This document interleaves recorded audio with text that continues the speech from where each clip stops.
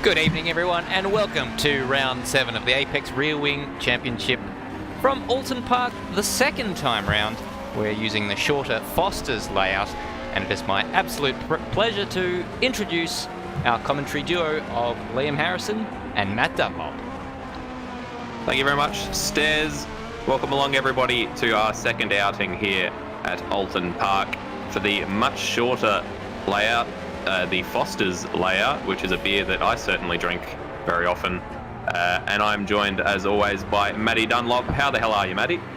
Pretty bloody fantastic, and it's good to have your company. It's good to have everyone's company who's watching along tonight.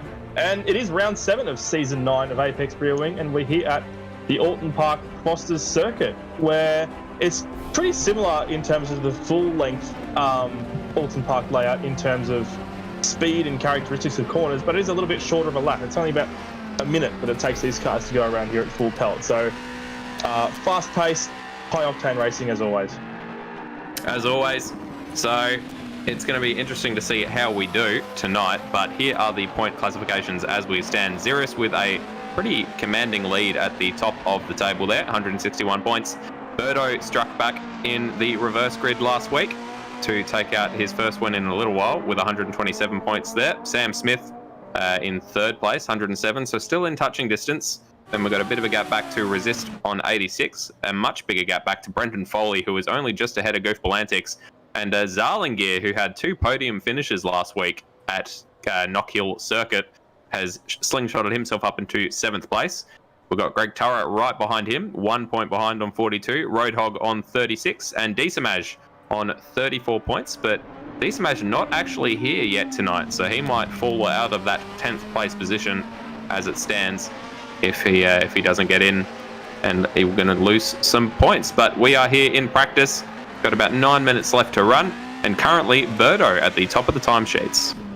With a 1 minute .091, I've been watching this time for the last probably 15-20 minutes or so. He's so tantalisingly close to going under the minute barrier. We'll definitely see that fall in qualifying, I reckon.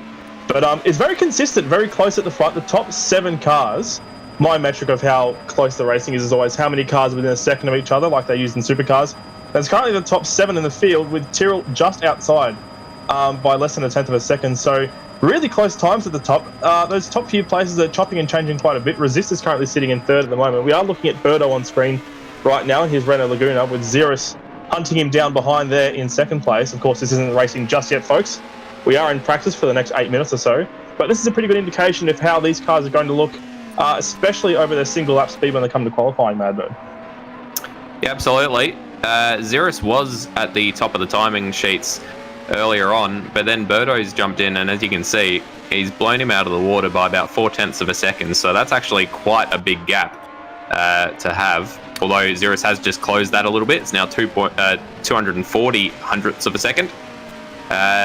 And it's actually even closer than you were cracking it up to be, Matty, because 1st to 7th is actually all within 0.6 of a second, not even 1 second. So then there's a bit of a gap back to Tyrrell, who is right outside that 1 second barrier. So the top 7 covered by just over half a second. That's pretty bloody close. But of course, it's all academic at the moment. It's what they managed to put down in qualifying that counts, so that will be in about 7 minutes. Meantime, we're looking at Ziras. We've got a nice onboard shot of him chasing down Berto, maybe trying to learn some of his lines, figure out where he's gaining that time on Ziras. Yeah, of course. These cars do behave pretty differently, of course. We have to make note of that. Renault Laguna at the front is a front-wheel drive. It's got a little bit less weight behind it as well, and we've seen it get really hooked up in the corners and is able to carry a lot more speed and momentum through, especially the medium and lower speed bends. But Ziras' BMW that we're on board with right now, as Berto runs off track and lets him through by the looks of it. So Berto's going to pull off to the pit lane now. But Ziras' car that we're on board with at the moment is a rear-wheel drive BMW with a little bit more power behind it. So it really has the long legs down the straights. And this track has quite a few long straights for its size. So that power could come in pretty handy, but there's also a lot of fast corners. So these two are about as evenly matched as you can see on the timesheets right now. And they're both very, very talented drivers, as you can see by how far up the leaderboard they are right now. So that's one of the beauties of the Super Touring Series, I think, is that you can bring together so many cars that have different characteristics, and they can perform so similarly as Ziras has rehashed our old little fun tidbit we were having with the Oulton Park track last time we were here is that if you hit the curbs hard enough, they'll send you up on two wheels. Not as bad as Knockhill last time, you remember. Pretty much the whole field went upside down at least once in that race, I reckon. But curbs are still something you have to look out for here, Madbird. So that'll be part of the practice routine as well. It will be, yeah. Last week, I think, can only be described as we've got a nice replay here of him slipping up onto two wheels and then nicely landed, keeping it all on the track as well on the exit. So well done to Ziras there. Hopefully he doesn't have to practice that too much in the race, but he is actually up. We might keep an eye on this as he completes this lap, but a massacre, or it was just very attritional races last week out at a Knockhill, especially race one. The main race, I guess, was very attritional. People flipping left, right, and centre. Lots of people hitting the walls, and Ziras looks like he was about to hit the wall, and so he decided to get back to the pits. 4 different cars currently taking the top 4 spots on the timing sheet. The Renault Laguna of Berto, the BMW of Ziras, the Honda Accord of Resist, and the Ovlov of Greg Turra. That's Volvo, sorry, of Greg Turra. So it's nice to see so many different cars mixing up at the top. Yeah, and the Honda and the Renault both being front-wheel drives are relatively similar. There's only a difference in about 5 horsepower between them, but the Volvo and the BMW both have a lot more power. So it's interesting to see what other characteristics come into play with these cars. I think those Hondas have been really good all-rounder cars, and it's been shown in the fact that Zarlingier, who is a rookie to the series, has been able to learn the trade very quickly behind the wheel of the other Black Flag Industries racing Honda, and he got his first 2 podiums, and I believe his first win last time out, actually. So, no, he just got 2 podiums. I 2 podiums and a pole position. He's actually the only one outside of Ziras and Berto to get a pole position, so... That's right, he got a pole position, but he certainly won a place in my heart last weekend, I can tell you that much, or last Wednesday, I should say. So I think those Hondas are a really good all-rounder car. They've got good balanced handling characteristics. The BMWs, of course, have a little bit more power, but they're very slidey. They suit an oversteery style driver. And the Volvo of Greg Turra actually has the most power of any car in the field, but I have heard Greg Turra, Lewis Wedding, and a couple of other people who have tried it saying that it's not very easy to handle under brakes. So there's not too many hard braking zones here at Oulton Park, maybe 1 or 2. So that shouldn't be too much of a detriment. So I reckon we'll see Greg Turra doing pretty well here, as we see Sam Smith going straight into the fence.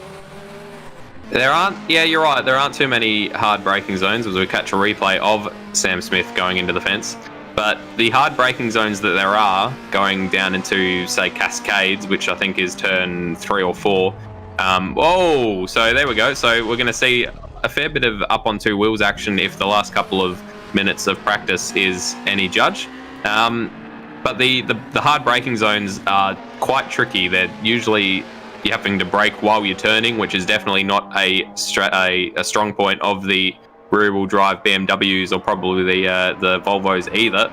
So the braking zones that they do have might challenge them, but I guess we're going to have to wait and see. We've got just under 3 minutes to go in this practice session until we get into qualifying. Just watching Brenton Foley now stalking the back of Berto, trying to learn his tricks of the trade around here as Berto goes wide once again. Just a little bit though, not too far off the track this time, but Brenton Foley's caught right up and he's going to try practice a little bit of a passing manoeuvre, gets it done pretty easily there. And I'm hoping that Brenton Foley can start making his way back up into the point end of the field once again. He's always been quick here in Apex Rear Wing, and he's gone over into his side. I've jinxed him in practice. Jeez, that's a new fast. Better in practice than in the race. That's exactly right. I'm hoping to get all my commentators cursing out of the way now. Yeah, he's struggled a bit so far this season as Brenton Foley. He's the sort of driver that usually likes to drive with the back out, but it seemed like most of the time it's happened this season hasn't been intentional and hasn't been controlled. And he's also been having a fair whack of technical issues with his computer, just having little momentary freeze-ups, which in most games wouldn't matter, but in a game where you're trying to hold a slide going through a corner and suddenly your computer locks up for a second, it's enough to put you in the fence and put you out of a race. So hopefully he hasn't been having those issues lately, so knock on wood that they have ceased and he can try to work his way back up there. He's doing all right at the moment. He's just 0.5 of a second down on Berto's currently fastest time, and it all depends on what happens in the race itself, obviously. Just got an He footage was of actually a little Berto bit here. faster. Oh, we're just looking at Berto. He's up as well. But Brenton Foley, I just noticed, was quicker in that first sector, but he got up in two wheels in the exact same spot again. So I think he's just getting a feel for the curbs right now, not worrying too much about his lap times, while Berto is on a charge at the moment as well. It's a good time to get to grips with the track when you're 50 seconds out from qualifying on it. But you know, every driver has their way of doing things. So less than a minute to go now until we start qualifying. Berto still in the lead in this practice session. That time didn't trouble his current faux pole time at all. But you know, it's all lap experience. Well, Lancing's a little bit further down in the standings than he normally would be as well. He's been one that we've been hearing about throughout the season to be struggling with his car as well.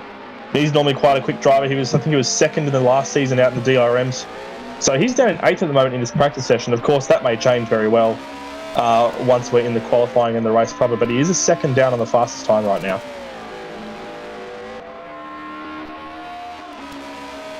So that's time elapsed on the practice session. And we're just seeing the cars cutting the remnants of their final laps now as they make their way back in towards the pits. Brenton Foley getting a little bit wobbly there.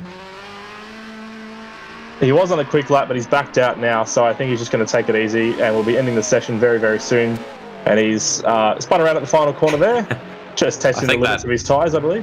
I've got a feeling that happened to him for reals in one of the races at Oulton Park earlier this season. Oh, as he moonwalks off the track, as the game has a little bit of a lag spike as we switch over into the qualifying session. That wasn't his car doing an incredible diagonal drift. That was just the game having a little oopsie. But here is the information for the qualifying session. We've got 10 minutes. There's no lap limit, so it's about a minute-long lap. So in theory, they should be able to get 10 laps in. There is a point for pole position. Currently, Ziras leads that with 3 poles to Berto's 2, and Zarlingier has got a pole for himself as well. And this is our second visit to Oulton Park this season, but first time for this layout.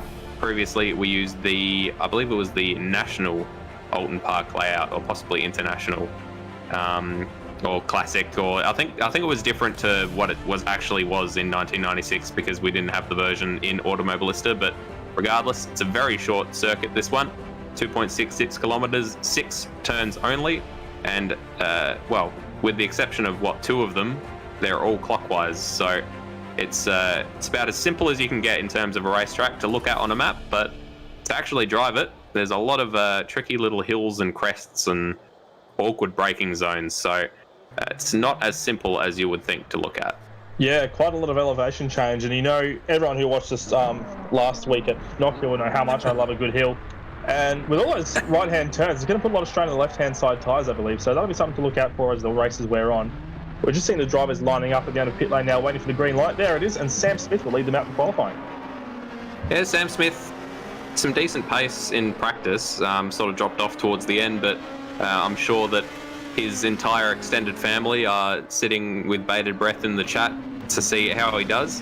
In particular, we've got Rob Smith in there, Sam's dad, just revisiting a little up, and as we've been talking about it, Sam has gone off the track on his outlap, so he's now going to lose all of that open space he had ahead of him.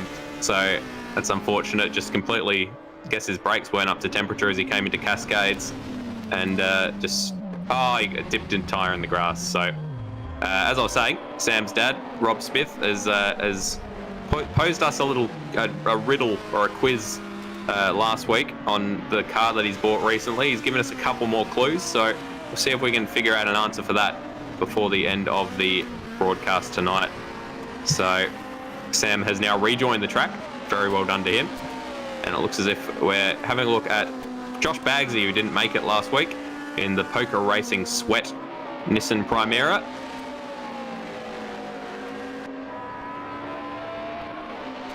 Just seeing Ziras going around now. I think he started his hot lap. He might be one of the first cars actually on a hot lap. There'll be a couple in front of him, unless they've just gone out for installations and pulled back in. So Ziras is he's getting a very, very sideways through that particular corner. I've got to go consult the track map. I've got rush up. I think that was Cascades. I think that's how he takes that corner, because that's how I was seeing him doing it in practice. Maybe it's the fastest way to get that BMW to turn is to back it in, but I wouldn't think it's particularly consistent. He's done the same thing here going into the Druids. And then this is the long run down to Lodge Corner, I believe. Or have I got that completely wrong? I might have that completely wrong. This is Druids. I do apologise. And he is now heading down to... No, I was right the first time. My goodness. Do apologise, viewers, for confusing you.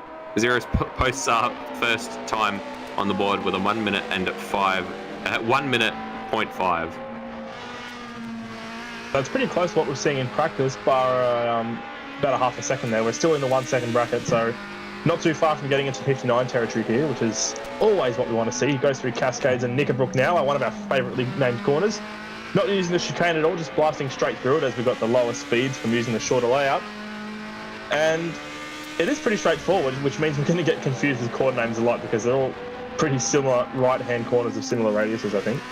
Yeah, it's quite difficult to tell whereabouts you are in the track from the trackside cameras because most of them are quite similar. They're right-hand turns through hills and forest. Berto has taken pole so far, but it looks as if Ziras has improved. So, assuming he didn't mess up Lodge Corner horribly, he should retake that pole position, and he does by 0.5 of a second. So, it's going to be a bit of swapping back and forth here between Ziras and Berto, I believe. Yeah, Zarlinger is currently third at the moment, and he's up on his personal best, but he's not going to be able to improve this lap time unless he has a fiery third sector. And he's on pole position with a 1.365, so that's a great end of the lap there for Zarlinger. Fantastic effort from him, and he's up in pole position provisionally at the moment, bumping Ziras and Berto down respectively. Yeah, I was thinking that this was going to be a 2-horse race for pole position between Ziras and Berto, and Brenton Foley has actually just made it a 4-horse race. He's jumped up into pole position with a 1 minute and 2 seconds. So we saw Berto was able to do a 1 minute, just over a 1 minute lap. So there's still a couple of tenths to be shaved off this, but of course he has to actually set one of those lap times in the qualifying session, which is often harder than doing it when you sort of don't have any pressure lapping during practice. So we've got a few people that could be taking out the pole position point for this particular race. And we do have Match who has joined us for qualifying now, so he's yet to post the time, but he's out there on the track. So we'll have 13 runners at this rate, which is always good to see, and hopefully they can all finish the race as well. Just looking at Sam Smith, currently not setting the world alight. He's down in 6th place with a 1 minute and 1 second lap time, so he's going to want to get the Tiger in the tank and set in a better lap time than that. Brenton Foley's still provisional pole. But Berto in 4th at the moment is on the quickest lap he's had so far, and he's up on Foley's time as he crosses the line. That'll be confirmed, and he's now done a 1 minute, I should say, 1 minute and 1 minute flat point 121. I got it out there eventually, so we're getting very, very close to 59 second territory as we see all the drivers, because almost everyone's in with a chance here now, all the drivers scrambling to get up there. Resist has not yet actually set a lap time. I was talking to him during practice, and he was struggling a lot with corner cuts at turn 1 especially, so he might want to, he is on the track to set a lap time this particular lap, so he might be fine, but otherwise he might want to just calm down and set a banker lap so that he can not start from the rear of the grid. Who else we're waiting on? Decimage has not set a lap time yet, and they are the only two thus far. Tyrrell just jumps up from 11th to 9th, so good work for him in that Datsun. And Zarlinger is actually on a very hot lap. He is 2 tenths up on first place man Berto through the first sector. So it looked like a pretty slow run through Cascades. We're gonna have to see if he manages to hold on to any of this time throughout the rest of the lap. He must be coming up to the second sector split any second now.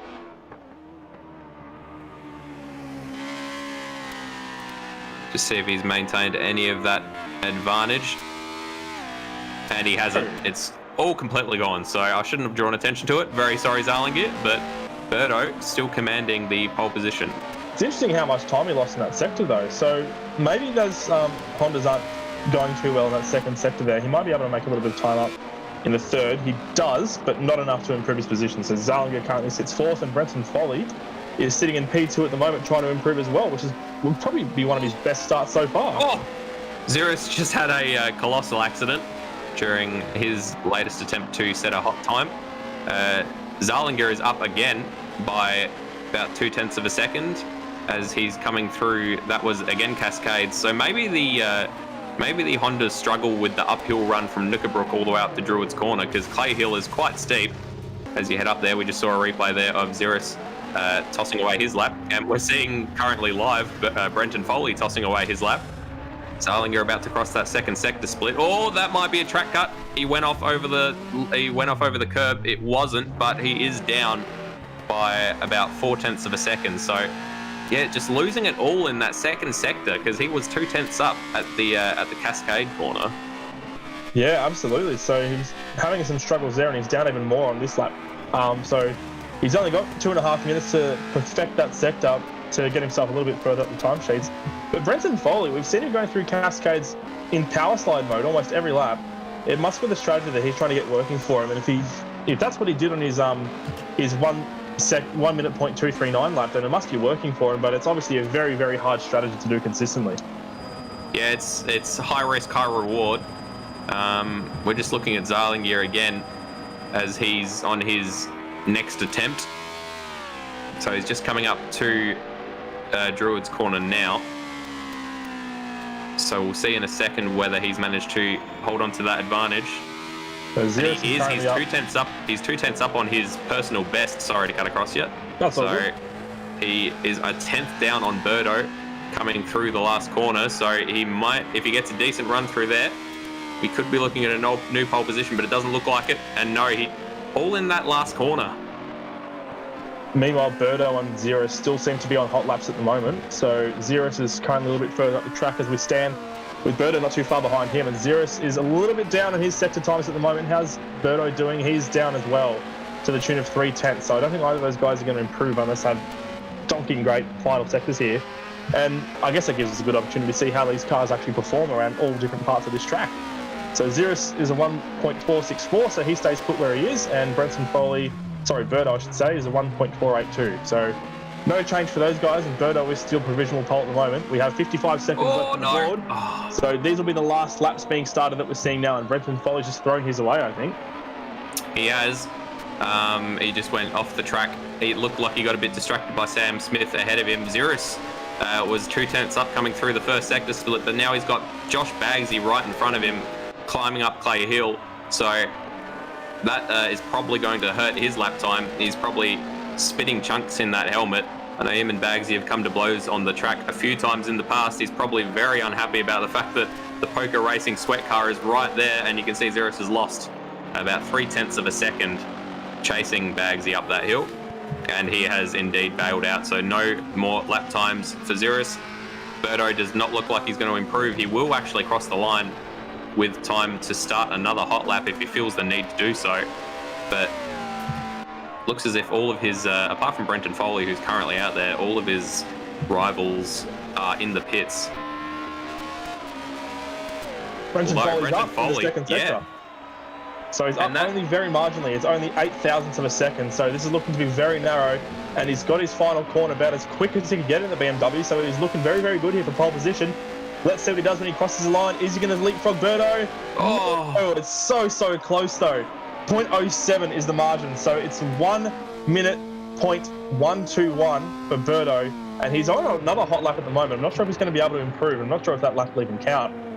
So he's out rather at the moment, but he will not be challenged. Brenton Foley's session is done. He will qualify no higher than second position, and Berto looks to be stuck in first at the moment, of course, as well, which is never a bad thing for him. So as it stands, stuck in first seems like a contradiction of terms. It does a little bit.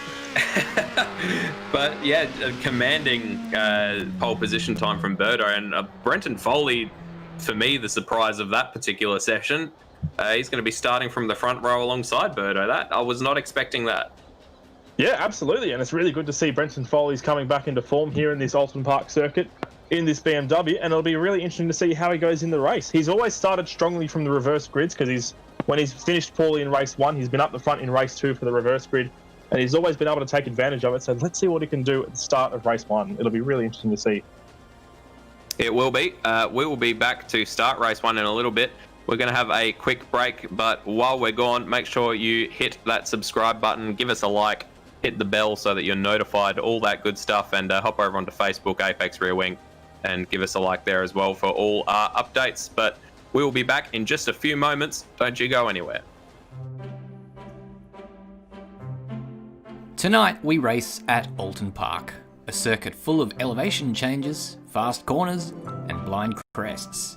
And of all the corners with interesting stories to tell, few are as unique as Oulton Park's Knickerbrook Corner.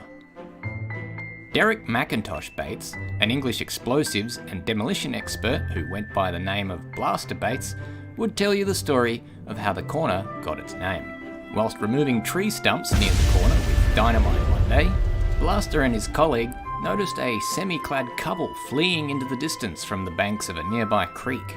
Naturally, a minor investigation took place, where Blaster discovered a pair of ladies' underpants floating in the cool northwest English waters. From that time on, the corner would be known as Knickerbrook. It's also a wicked cool corner.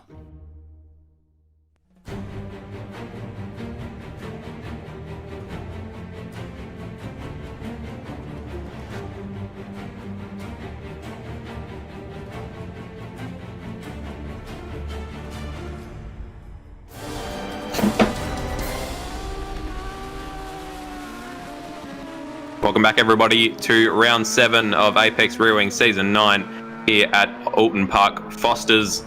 We've just had qualifying where we saw Berto will be starting on pole position. He's going to be joined by Brenton Foley in the PBF Race Engineering BMW on the front row.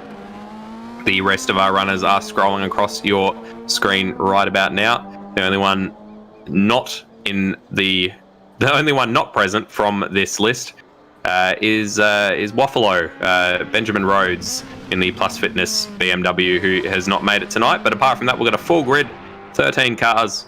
I am Madbird / Liam Harrison, and I am joined in the commentary box by Matty Dunlop. How did you find that qualifying session, Matty? Oh, it's really good to see Brenton Foley getting up there again, wasn't it? I've been looking forward to seeing him tearing his cars around at full speed around these tracks. And now he's on the front row of the grid. It's going to be, as I was saying at the end of qualifying, a really good start, hopefully, for him. And I'd really like to see how he can capitalise off that and what he can do in race 1. But we do have a practice session happening at the moment. We're just seeing Goofball Antics making his way around the circuit at the moment, a warm-up practice session, I should say. And they'll start slowing down when they come to the grid, because this is normally when they like to do their customary practice starts, as you can see there. That might be the most disorganised grid I've seen in my life, mind you. They've got no concept of lining up in straight lines whatsoever, but it doesn't really matter at this stage. They're just trying to perfect their launches and also getting the initial racing into turn 1 done right. And bloody hell, look at Ziras. Start from Decimage. Just scooping down the outside. Not sure if that's allowed, but always interesting to watch these practice starts, see how the cars that are going to be near each other on track behave. So here we go. We've got Brenton Foley and Berto side by side heading down on into the Cascades corner, and they've all gone off the track. Looks like Brenton Foley's done his best he's actually managed to pull it up. Berto's off the track. And my goodness. An interesting one as well. It looks like a couple of those guys are on the Cascades as they went through that corner. As Berto's, whoa, big crash from Berto. Yeah, I think he made contact with Josh Baggsy there, and that just tipped him right up on his side. If that was just the curb, then that's frightening. Let's hope that's not the case. We did see in the first round that there is some whoa, as we've got an excellent replay here of the chaos that was happening through Denton's and Cascades. I think this is Denton's. No, Denton's is the right-hander that goes down into that left-hander, so that is Cascades. Absolute chaos. So let's hope for a little better on lap 1 of the race, or the same. Then we've got something to scream about, I guess. And I do like a good scream. I don't know about you, Madbird, but I'm a big fan of getting my voice raised for these races, because they do a good job of it. They've certainly been bringing some real excitement throughout this season, and I've been loving it, and I'm sure everyone watching at home has been loving it as well. And it makes it pretty difficult to make predictions sometimes. It's always a safe bet going with Ziras, who is not only a championship leader, but also one of the most dominant drivers in the history of Apex Rear Wing, it has to be said. But what do you reckon? Because he's qualified, where is he? He's a little bit further down the order for this race. I think he's actually qualified in 3rd, so he's off the front row of the grid. What do you reckon, Madbird? Do you reckon Ziras is going to get the job done, or do you have your money on someone else? Whenever Berto has been in a position where he's been able to lead from the outset, he's managed that extremely well. So I'm going to have to put my money on Berto. I will say though, Ziras is inimitable. He is an original, and you never know what he's going to be able to do. So if Berto and Brenton Foley come to blows perhaps during their first couple of laps, then Ziras might take full opportunity. And I want to say that I think the less said about Brenton Foley, the better, because we don't want to draw attention to him and give him, put the moz on him. But let's just say that we're hoping the best for him. What about yourself, Matty? What are your predictions? Yeah, I think I've got my money on Berto as well, because as you said, he's really, really good at leading a race from the front. And it's a very difficult track here, I think, for overtaking Oulton Park. It's narrow, it's bumpy, it's very rarely straight, to be honest. There's all sorts of kinks and little curves in the straights all the way through. So there's not too many chances to get a car fully lined up next to somebody, as we see a few cars spinning out there in the first corner of this practice start, or just getting knocked off the track, I should say. But yeah, it's hard to get a car lined up and sort of straightened up in the braking zone enough as it is, and get it stable under the brakes for the corner. When you're side by side with somebody else, it makes it even more difficult. So passing is going to be a premium, and for that reason, I think Berto's going to pull a strong lead to start with. Ziras will most likely catch up to him, but I think Ziras will have to sit behind him in second, and Berto will take the chockies home in race one. Well, that's against the that's against the grain of what actually happened here back in round 2. So let's have a quick look at the results from the last time we were at Oulton Park. Completely different layout, of course, but the only bit missing from this layout from what we did in round 2 is that we don't go down the spur after Cascades and do a big loop-the-loop and then come all the way back up to Knickerbrook. So Ziras, as we got, looks like Zarlingier has had a accident and is conveniently sliding on his roof into the pit lane. So we'll see if we can get a replay of that. But Ziras took out both wins at Oulton Park last time out, with Berto coming third on both occasions. Also on the podium, we had Resist in race 1 and Sam Smith in race 2. So they're the drivers to look out for that have form here. But Brenton Foley, he had some bad luck here last time. Finished 4th on both occasions, actually. So that's pretty solid. So have to wait and see how he does tonight. And, yeah, not a bad effort. A couple of pretty decent hauls of points. So be really interesting to see what he can do. But just on that crash earlier, as I just see Berto pulling into the back of the grid there, rear-ending Tyrrell ever so slightly, but also knocking his bumper clean off. So that's a good start to proceedings. But that crash with Zarlingier, it looks like that was a result of contact with, I think it was Decimage or somebody else. I may have just thrown Decimage under the bus for no reason. But the point is that it was only seemed to be relatively slight contact. Decimage spears past the field and gets a lightning start on all of them. It was just a little bit of contact, and it just tipped Zarlingier right over. So yeah, maybe door banging might not be on the menu today too much. The drivers will be warning each other about that in their group chat at the moment, I think, just telling everyone to take it easy and not to go too hammer and tongs on each other for the first opening corners, because you don't want to knock somebody over on their roof, of course. As much as the rollover gang enjoyed watching, as we see Tyrrell going over on his roof as if he was bloody listening to me. Just wanted to give you a demonstration. I was going to say, in the second race of round 1 at Silverstone National Track Circuit, rather, we did see a fair bit of odd physics with cars getting flipped over. So this one was just Tyrrell, looks like, gets up on the curbs too much, and then he doesn't do the Grand Theft Auto thing where you turn against it.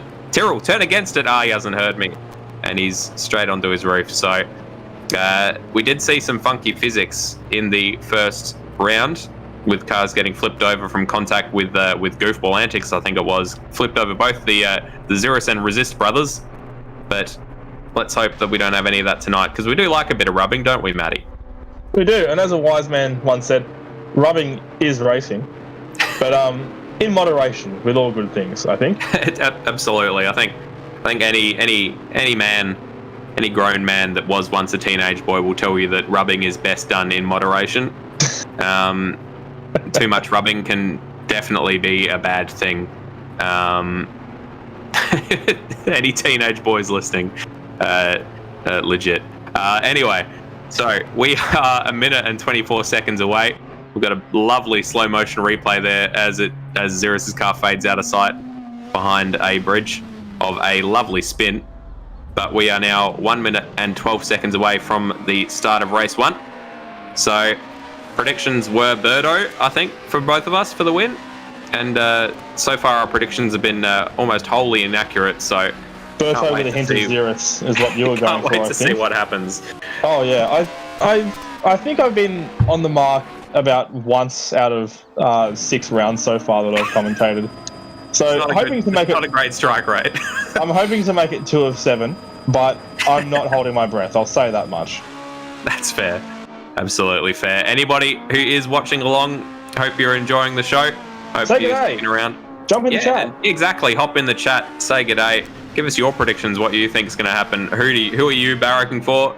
Sam Clan, we know who you're barracking for, and we're obviously all hoping the best for him. Starting out of, I think, 5th place or 6th place was Sam Smith. So he's got it all to do. And he's been finding some success in reverse grid races where he's made a mistake in the main dance and then ended up starting from the front of the reverse grid. So let's hope he gets a good result in the first race this time. Doesn't have to rely on that for a reverse grid success.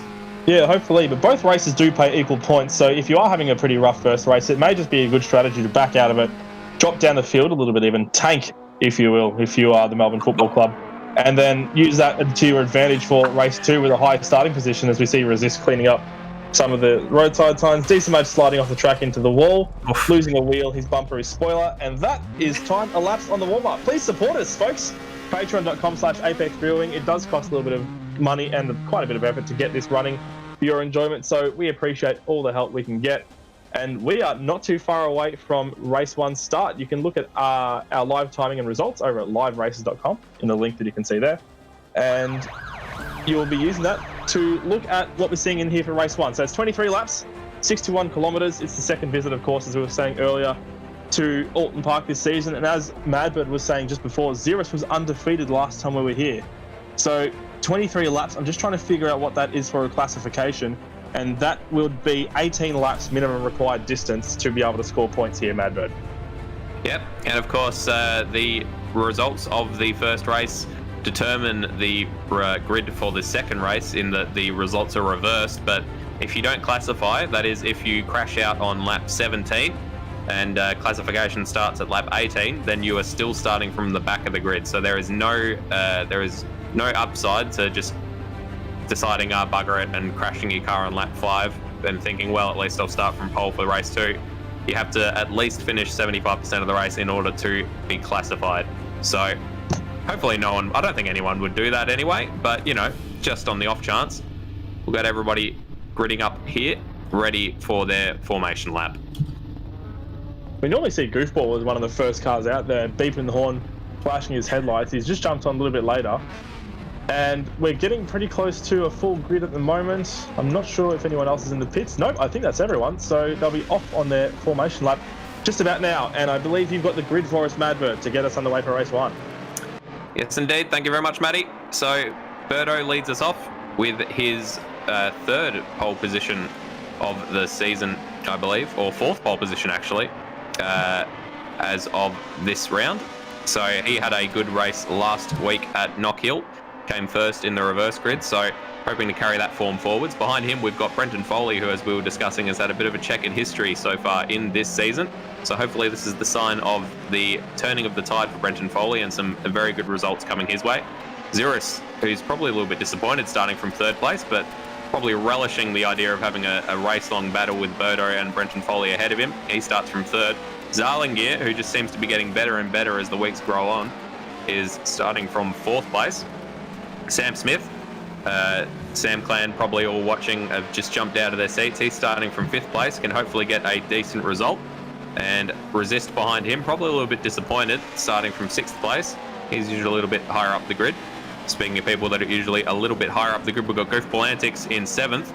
Behind him, Greg Turra in the Ovlov Racing Volvo, who at one stage was up as far as 3rd during qualifying, so he's dropped right off.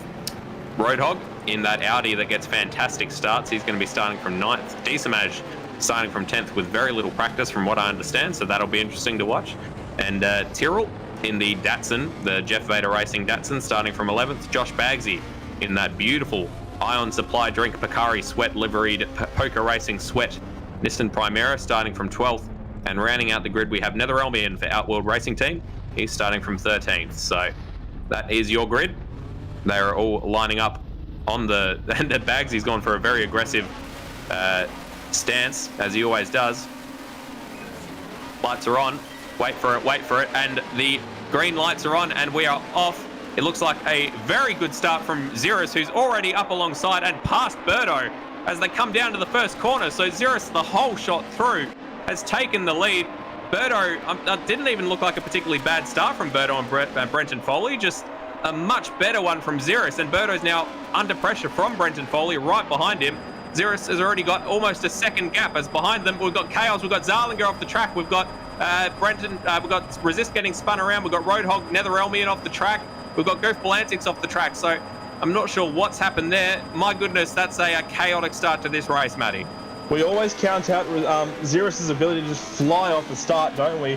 And he's used that to full advantage. He's got himself from third on the second row of the grid, past those two cars in front of him in an instant, and he's already up to P1 at the moment with a gap of almost a second on Berto. So phenomenal start as always from Ziras. Berto's still in second, mind you, but Brenton Foley is holding in third. He's all over his back bumper, looking to get past at any moment he can. Sam Smith, meanwhile, behind them, is up into fourth. He's made up a spot, so is Resist that we're looking at the moment in fifth. Yeah, and the man behind them in sixth is Josh Bagsy, who's up 6 positions from his start. He just managed to avoid all that chaos that we're watching on our screens right now. So first 4 cars went through all good. Looks like there was already chaos happening off to the left, and then somebody went deep, and there was a little bit of shunting. Doesn't look like too much damage, luckily. Zarlinger looks like he was the one caught out worst. You can see him there recovering to the track at the very end. So that's a damn shame for him. But Josh Bagsy up 6 positions in 6th, and Decimage up 3 positions in 7th. They're probably counting their lucky stars and thinking, well, it's probably a good thing we weren't up a little bit higher. We would have been in the middle of that. Yeah, sometimes that's all you need. It's just the name of the game and just staying out of trouble, keeping your nose clean, keeping on the black stuff, as I always like to say, and that will just give you some really good points positions. And at the moment, as we can see, Bagsy and Decimage are reaping the benefits up in 6th and 7th respectively. Greg Turra, meanwhile, is right behind them in the Ovlov, trying to get past them as soon as he possibly can with that extra little bit of horsepower behind him, and he runs a little bit wide there out of the final turn. Not sure if track cut violations are paid there, given how many people are flying off the side of the track there. I don't think it's enforced too harshly that corner. Yeah, last corner and first corner are both pretty lenient, but at the moment we've got Ziras with a 1.3 second lead over Berto, who is on your screens right now. Just half a second back to Brenton Foley, who's had a decent start. He's just hanging onto the back of that Renault. So at the moment, looking like a solid drive from Brenton Foley. And Sam Smith just lurking. He's not standing still. He's lying in wait right behind these ones, waiting for them to trip over themselves. And if they do, he's going to be all over them. I think it's about time we introduce our weekly mention of the carrot that Sam Smith likes having dangled in front of him. The carrot is a little bit further up the track than it normally is at the moment. He doesn't really have a car directly in front that he's chasing. But Sam Smith is a driver who always performs well when he's got someone in front of him that he can follow the lead of. And the gap in front of him is just a little bit over a second, as a matter of fact. It's Brenton Foley, but that won't be enough for Sam Smith to lose touch. So Sam Smith will be keeping tight on that battle there, possibly making it into a 3-car train for second place as Ziras streaks away at the front to a gap of 1.2 seconds as it stands. And Brenton Foley is all over the back, and he's going for a pass here, actually, as a matter of fact, and he's gone up the inside. Is he going to be able to make this? Probably. Job done. Well done from Brenton Foley, but Berto is actually still alongside. So Berto got a little bit of a better run. Brenton Foley has to take to the dirt just a little bit, and he's got the line through this right-hander. Is Berto going to go for the crisscross? He's going to give it a crack. He's got his front bumper up next to the rear bumper of Brenton Foley. Sam Smith is all over the back and then looking to pick up the pieces if it all goes horribly wrong.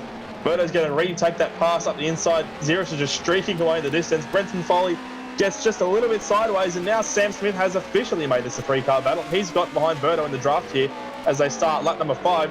Berto's comfortably got the spot into turn 1. Brenton Foley slots in behind, and he has a little bit of a slide there from Berto. He's run very wide, as a matter of fact, and that's going to put Brenton Foley up in the second and Sam Smith up in the third. So Smith on the podium, Brenton Foley's fallen back to 4th. Yeah, a pretty bad start from Berto so far.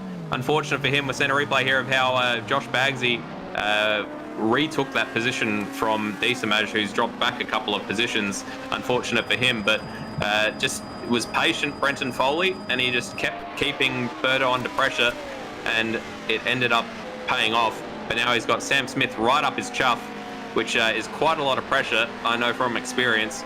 And Berto has not lost that much time. He's still lurking in the background there. So if these two come to blows, or if Brenton Foley makes a mistake, then Berto's going to be all over it. But I think this is probably the tightest racing we've seen from Brenton Foley so far this season.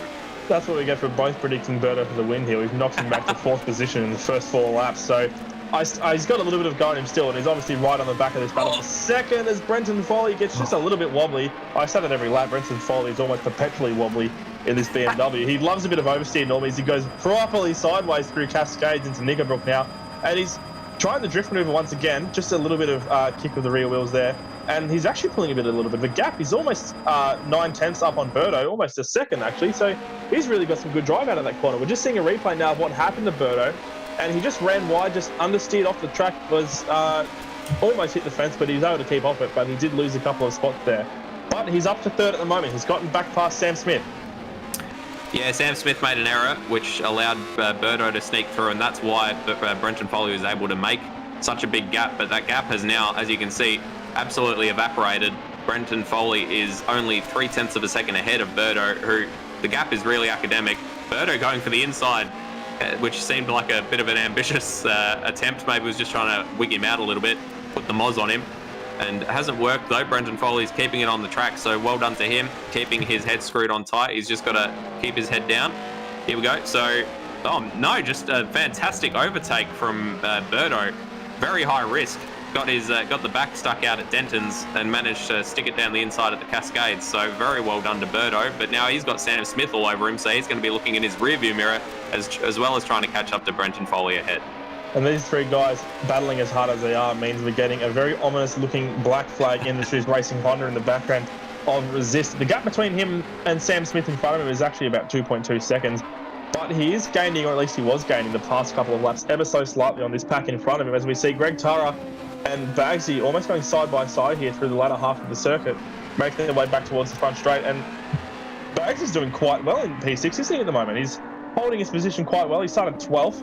He's made up 6 spots, as we were alluding to earlier. And Greg Tara, who we know will be very, very happy with that. And Greg Tara is trying to get the draft. He'll try and slingshot around the side of him. Oh, he's up the outside now. It will be the outside when they come to turn 1. Will he have the gap to get past him? No, they'll stay side by side. Bagsy's actually cut across turn 1, apex a little bit there. And he's conceded the place to Greg Tara there as a result. So Greg Tara up to P6, Bagsy's down to 7th. But still a net gain of 5 positions from where he started. So he can't be complaining too much. And I wouldn't count Bagsy out for gaining some time back on Greg Tara. After all, he's got nothing to lose and he's got something to prove. So he's looking at that 6th position with relish. We've still got this 3-car battle. They're so close on track. The PBF Race Engineering BMW of Brenton Foley, the Renault Laguna of Berto, who's right up the back of Brenton Foley. That looked like he shoved him wide. I think he did. That looked like a bit of contact. It might have just been the camera angle. I would like to see a replay of that if our director could possibly arrange that. Berto hasn't slowed down because he's got Sam Smith right up his chuff, so it might be something to be looked at after the race, because Berto probably wouldn't be particularly happy with that if that is the case. Foley's made a bit of an error there as well, and he just slid very wide. So he's fallen back almost a second behind Sam Smith. He's going to be catching up at the Cascades. If you look at the replay now, this is on board with Berto. So he slides up the inside here as Berto gets a little bit wobbly. And I think it was just a little bit of a bump and run, as a matter of fact. He got wobbly because Berto just nudged him ever so slightly from behind because that car was being so unstable. So it wasn't much of a touch, but Brenton Foley was in the middle of trying to brake and turn that rear-wheel drive car into the corner sideways. So it doesn't take much of a bump to send the car off. Brenton Foley did quite well to recover. So that might be something to be looked at. But he's only lost a couple of positions, down in 4th place. So if Sam Smith and Berto ahead of them have any tussles, then he might be looking to regain that position. We've got Tyrrell and Goofball Antics, who at one stage was last on the track. He's managed to gain a couple of positions on Roadhog and Zarlingier, who are behind him now. But he's now fighting with Tyrrell, which is not usually... Goof Blandix and Tyrrell isn't usually a battle pair that you would expect, but it is what it is. Goof Blandix is missing his bumper. Sam Smith through on Berto, who's gone deep at, it looks like Cascades. And Brenton Foley back on the podium positions. So, my goodness, I'm barely managing to keep track of this.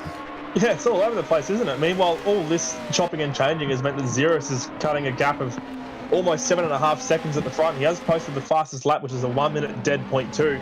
So we're just having a look at a replay now. Berto ran wide there, allowing Sam Smith to get past, and Brenton Foley as well. So just an error there from Berto, and he's dropped back to 4th, and he's now at the clutches of Resist. Yeah, that Honda Accord, the Black Flag Industries Honda Accord, is looking at the back of that Renault Laguna thinking, I want that 4th place, you bitch. And he's very much thinking about taking that 4th place position. And he has to get there first, of course. Brenton Foley back up into the podium positions with Sam Smith ahead of him. Sam Smith pulling a bit of a gap, actually, about a second, or 0.8 of a second, sorry, over Brenton Foley at the moment. So Brenton Foley just, I thought he was losing control there, but I think it's just how he takes that corner. Giving me a heart attack at every... Oh, and he's off the track! He's off the track! He's managed to recover it. Okay, I'm just going to stop looking at him. We've got 7.7 seconds now, Ziras' lead out front. Yeah, Foley's starting to get pretty slippery. I'm not sure how those tyres are going to be behaving on this car as he runs very wide, right out into the scrub there. So I think this is becoming a battle for 3rd place rather than 2nd. Sam Smith is just streaking away. The gap is over a second. If this is Formula 1, then Brenton Foley would be out of DRS range already. And he's got Berto, as you like to say, right up his chuff. And Berto's going to have a look around up the inside at the moment on the run into turn 1. Is he going to get the move done? Not conclusive yet. Brenton Foley runs into the grass, but he keeps it on all 4s onto the tarmac, and he has the slid out. So Brenton Foley's still in 3rd at the moment. But it's a very tricky Cascades complex, which requires you to get the balance of the car and your braking point set up just right, so you don't have the brakes on while all your weight is shifted to one side as you're still going through the left-hander. So it's a very tricky braking zone. We haven't been giving the drivers enough credit for that one, I don't think, because it's pretty hard to get right. And it's probably part of the reason why we saw so much chaos in turn 1 there on the first lap. Sorry, lap 1. But where were we? That's right. Battle for 3rd. Brenton Foley, I got a bit sidetracked there. Berto's having a look up the inside of him once again, and he's probably going to get it done this time, I would say. They're side by side. Berto's got the line. Brenton Foley lets him through, opens the door. Thank you very much. He's going to have a look at the crisscross here now, as a matter of fact. And they're side by side once again going down the pitch straight. Resist is right behind him going, hello, this looks pretty juicy. He might be on for 3rd here if he plays his cards right. Brenton Foley tucks in behind, so Berto will hold on to 3rd for this corner at the very least. But Berto runs wide. Brenton Foley gets the back end out, and Resist is well and truly in it once again. Oh my goodness, I'm peeking at this through my fingers because I'm just waiting for when Brenton Foley cops a little bit too much curb and cannot control that car. But yeah, that Cascades corner, it's sort of like a double apex, a double right-hander that Brenton Foley's kind of WRCing, sliding his car through. You can see the wheel twitching as he's trying to counter steer. So he's doing very well to do that lap after lap, and he's still right behind Berto and might be able to get a run on one of these straights. But Resist is now looking at him in relish, wanting that 4th position. That Honda Accord is growing ever closer in Brenton Foley's mirrors. We just saw, a replay of Tyrrell, I think, was spinning out and down into last place, and has just bounced back onto the track. So a pretty violent accident, actually, and so he looks like he rejoins coming over a curb and loses his bonnet as part of the deal. So unlucky there for Tyrrell. And while I've been talking about that, they've come back around to go through Cascades again. This is a very, very short track, and you blink and you miss it. We're only just over halfway through this race, though, Matty. So despite being a short lap time, we've still got 19 laps left to run. Sorry, yep. 9 laps left to run. 9 laps left to run. 14 out of 19. I was trying to do the maths in my head there. But yeah, we're just over half distance now. So 9 laps left to go once across the line. So Sam Smith is pulling a gap in 2nd place. And that's looking pretty comfortable for him. Not as comfortable as Ziras, who's just posted a 1 minute dead point 643. And he's almost 9 seconds ahead of Sam Smith up in the lead at the moment and going as strongly as he always does. Yeah, he can put the cue in the rack, can't he? He can start to ease off well and truly, and it looks like he's gone a little bit wide there at Cascade, so maybe he's trying to do that and it's throwing his line off a little bit, but the battle is still currently for third place between Brenton Foley, Resist and Berto, but Berto seems to be getting the better of it. There's been a bit of movement shaking up through the field. I just want to draw attention to Nether, who's currently P6. He's had a great race, up 7 spots from where he started in 13th at the back of the grid. So he's up at P6. I've seen him battle through past Greg Tara and Bagsy, and he's having a stonking great race in that Nissan Primera at the moment. Greg Tara, who I just mentioned, is in 7th, just behind him, with Josh Bagsy in 9th, having just been passed by Decimage, as a matter of fact. So Decimage is up to 8th, which isn't too bad considering that he started a little bit further down in 10th as well.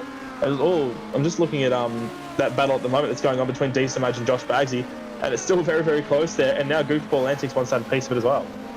Meanwhile, back up in the... Sorry, just want to cut across to the battle for P3 at the moment. I was just having a look there because I thought, Brenton Foley's gone sideways, very sideways, and Resist is going to have a really red-hot opportunity to get up the inside from his right-hand kick. Is he going to have the line through Cascades? I don't think he is. Brenton Foley's going to keep that very, very sideways, and Resist is still there, and he's got that pass done. Brenton Foley's going to attempt to crisscross, but I think it'll be to no avail. Resist was almost trying to line that pass up down the main straight. They are side by side, though, as they go through the remnants of Knickerbrook, and they're just charging down towards Lodge Corner now. Yeah, the thing about needing to take that line through Cascades where he just backs it in and slides through the corner basically is if someone's up your inside, you can't do that. So completely throws off the way you'd usually take the lap, which is very disconcerting. Does mean that Brenton Foley has lost that position. It looked like he was going to have a good run up Clay Hill, but just got squeezed out by Resist fairly. So very well done to him. Got Goofball Antics flashing Bagsy, so I wonder what he's done to earn the ire of the Italian Alfa Romeo driver. Brenton Foley, continuing to have issues, and he's gotten a track cut penalty by the looks of it for his antics at turn 1. So that is going to be a drive-through penalty. He's currently in 5th. Drive-through penalty will probably bring him out down in, I don't even know, down in 10th or 11th, 10th, yeah, maybe. Which is that's a damn shame. He was looking good for a decent finish. There you go. So that's the track cut there. So it is lenient, that first corner, but not quite that lenient. Yeah, it's a real shame because he was doing so well in this battle for the podiums, and he's just dropped right off the back now. And this track cut penalty isn't going to do him any favours. It might help his chances in race 2 at the start, but he'll most likely be pulling into the pits to serve his penalty. No, he won't. He's going to be breezing straight past it, not even listening to me, mate. So he's got a few laps in which he can serve that penalty, but that'll drop him right back. So his race is effectively over in terms of points positions, I would say. He might be able to scrounge for a couple of 10th or 9th points, maybe 1 or 2 points for this race, but in terms of the battle for the podium, he's well and truly out of it now. And those positions for Ziras in the lead, Sam Smith in 2nd and Berto in 3rd look pretty much set in stone at the moment. Touch wood that nothing unfortunate happens to either of those 3 drivers, but you never know what can happen. Resist is about 2.3 seconds off the back of Berto, being the closest challenger to him at the moment. And then Brenton Foley behind him, but as we've just been discussing, he does have to serve a drive-through. So I guess the silver lining for Brenton Foley is that he's shown some really cracking pace this race, and with a drive-through penalty, he'll probably be starting in the back half of the grid for the reverse grid. So he might have a decent shot in with the podium for the second race. We'll have to wait and see how that goes.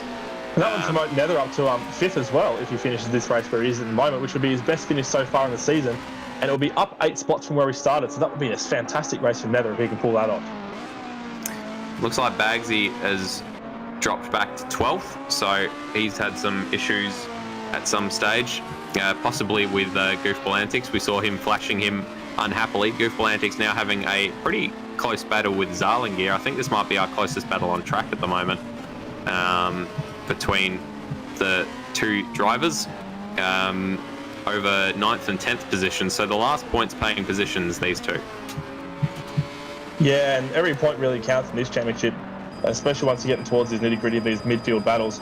And Goofball's just trying to look for a spot to pass. Zalangir runs wide, and that'll make his job a lot easier. So Goofball Antics inherits 9th position as a result from the helicopter shot. That's very good to see. And Zalangir drops back to 10th. So not the race we were envisioning for Zalangir, who had a really, really good run at Knockhill. Maybe just the circuit suited his driving style a lot more than Oulton Park here. Two very different tracks. They are pretty short, but insanely different as Zalangir runs wide once again. And he's got to double hit defense, as a matter of fact. Zalangir did have that huge spin on the very first lap, so he started from the back basically after lap 1, and maybe he did some damage with that. Maybe tore some of his tyres out with that spin as well. Brenton Foley has now served his drive-through penalty, maintains his 5th position by the looks of it, so that's good news for him. Netherelmian was just a little bit too far behind. He's now 5 seconds behind Brenton Foley, who Foley's has a little excursion across the grass. So that might narrow the gap a little bit. It's now down to about 4 seconds between Brenton Foley and Nether, but I think we just overestimated the delta time for the pit transverse at the moment, because I was just going for a 25-second roughly delta time, and that's based on a Formula 1 pit stop, which is not even close to what we're experiencing here. He didn't even stop the car at all, so that was just a straight run from the pits, and he didn't lose any positions at all. So I think the strategy for those penalties, especially if the race, the running order thins out a little bit, is just to wait as long as you can to serve that, because the margins in front and behind you will increase a little bit, so you run less of a risk of actually losing position when you do serve that penalty. So hasn't harmed Brenton Foley too much in terms of points, but the gap between him and Resist in front is now about 18 seconds. Yes, indeed. I was just thinking, like, if a penalty does come Berto's way, I think they're looking at time penalties rather than positional penalties, which... Oh, and Berto's up on his roof. He's off the track. He's in the wall. He's ripped off his bumper as I was just talking about him. So that means Resist is through well and truly into 3rd place.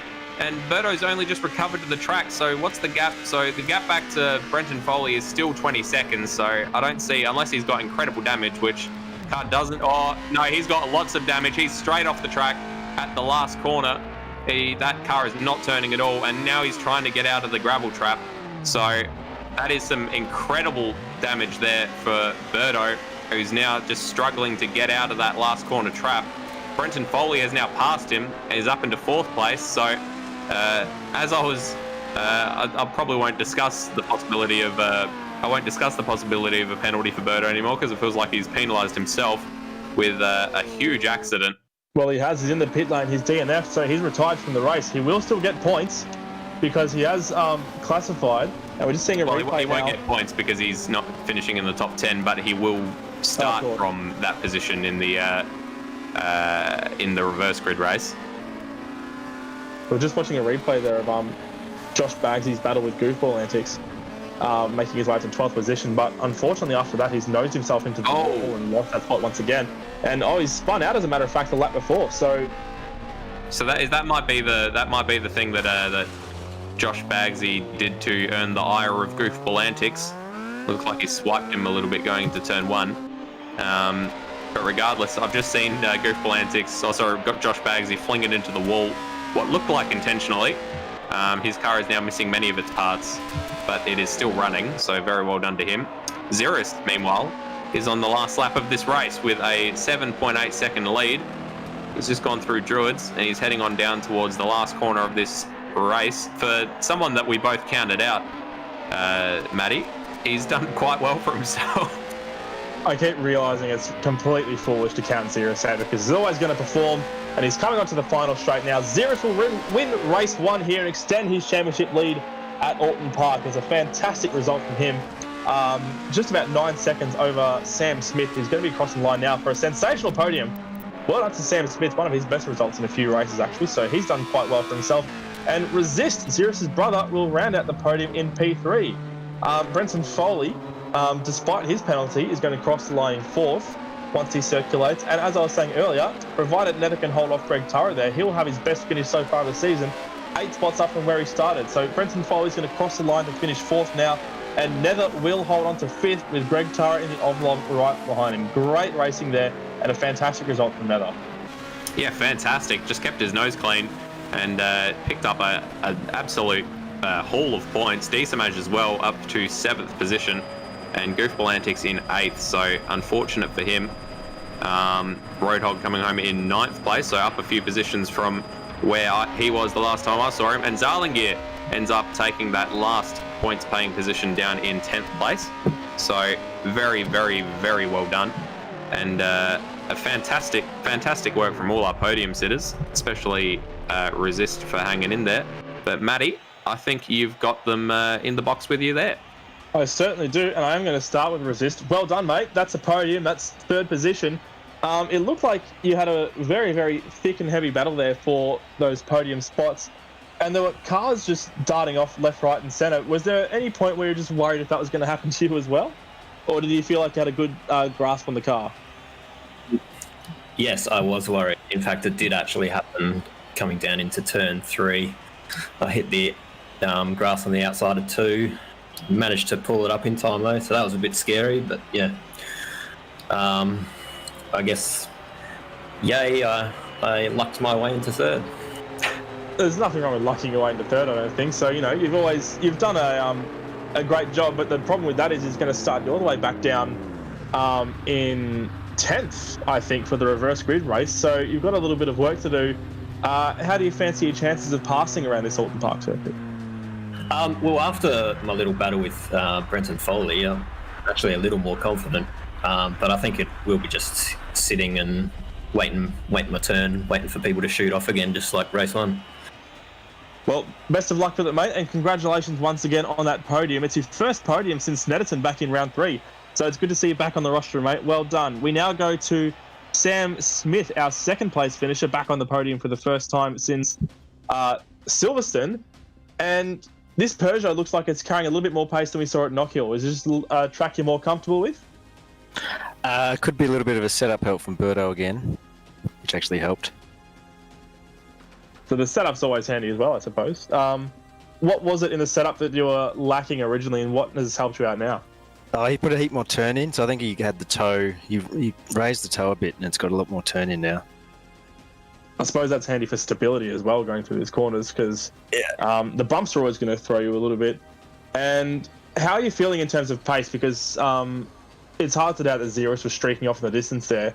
But the fact that you're able to hold on to 2nd for the most part of that race suggests that you're on for a pretty good thing, especially for the next race.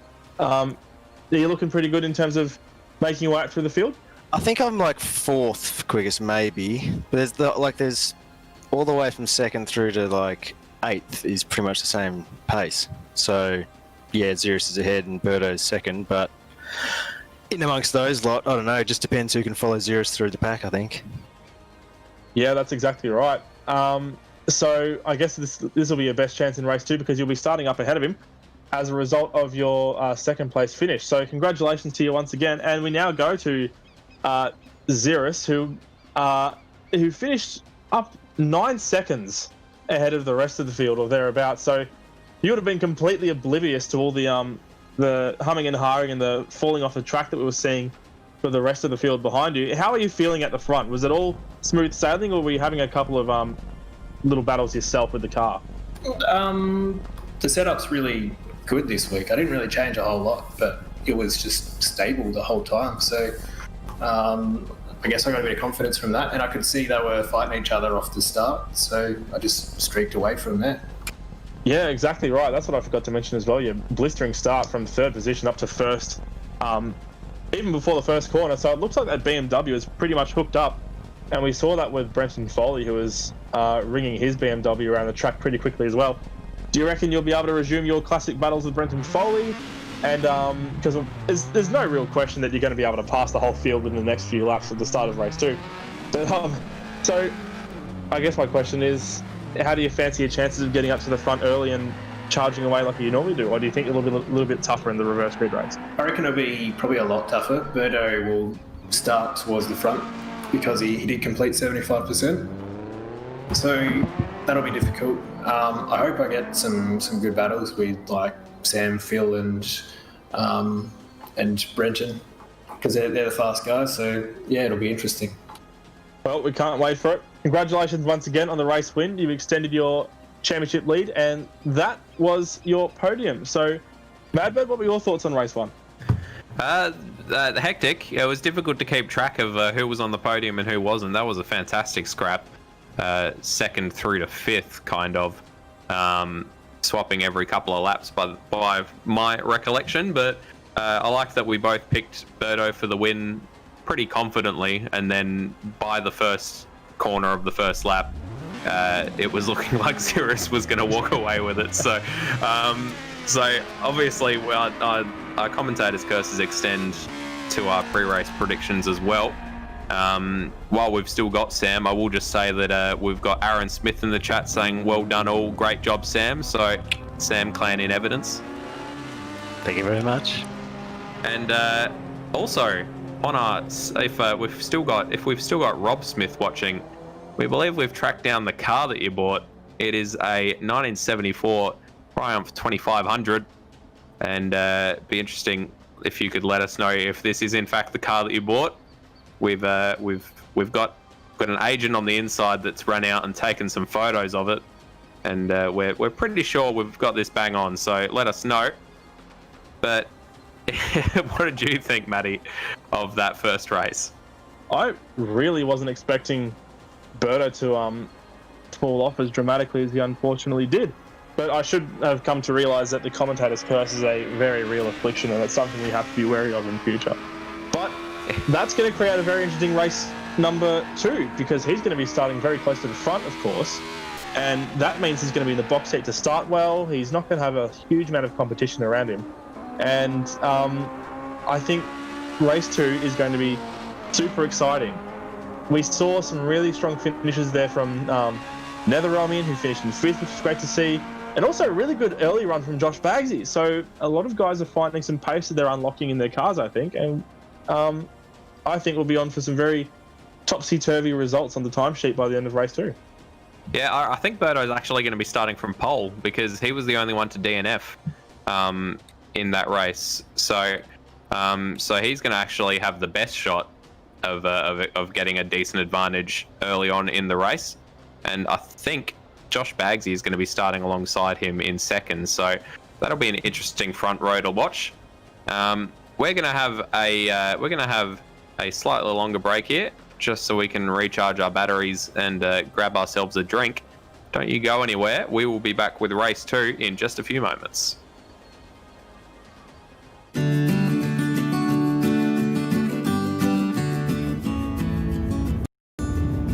Here we are, approaching the hay plains. We've got Evie, or Goofball Antics is driving. It's happening.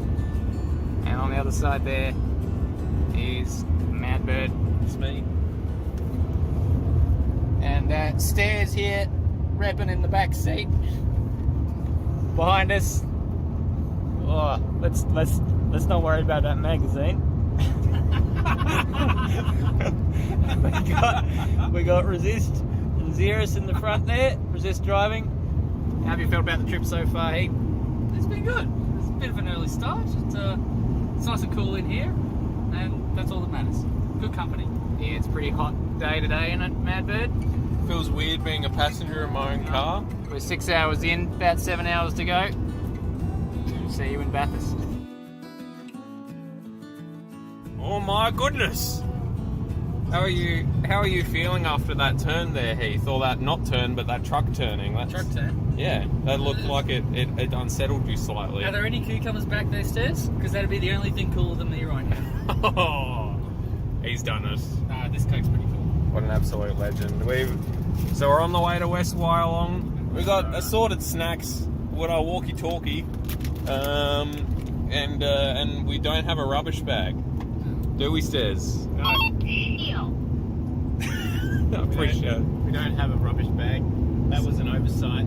So the marching order is the same as before. I believe Phil is still driving in the other car. Yep. We are about 400 k's now from Bathurst, and it's all looking very exciting. I'm very keen, and I'm really happy that Alistair has these very loud walkie-talkies. Fuck. Do you want to check in with the other cars, see if they've got anything to say to the other cars? Oh my gosh. Matt Carr to Fabmobile, do you read?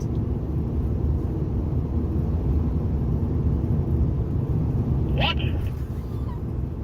Take that as a yes. Do you have a question for them? How's your drive going? Oh, how's the drive going? Everything going well on your part? Yep, it sure is the countryside. Yeah, you're not wrong there. You're not wrong there. Good talk. Good talk. Anyway, good talking to you. So that's about it. We're on our way, and we'll be in Bathurst this evening. I'm very excited to stretch my legs. Yeah.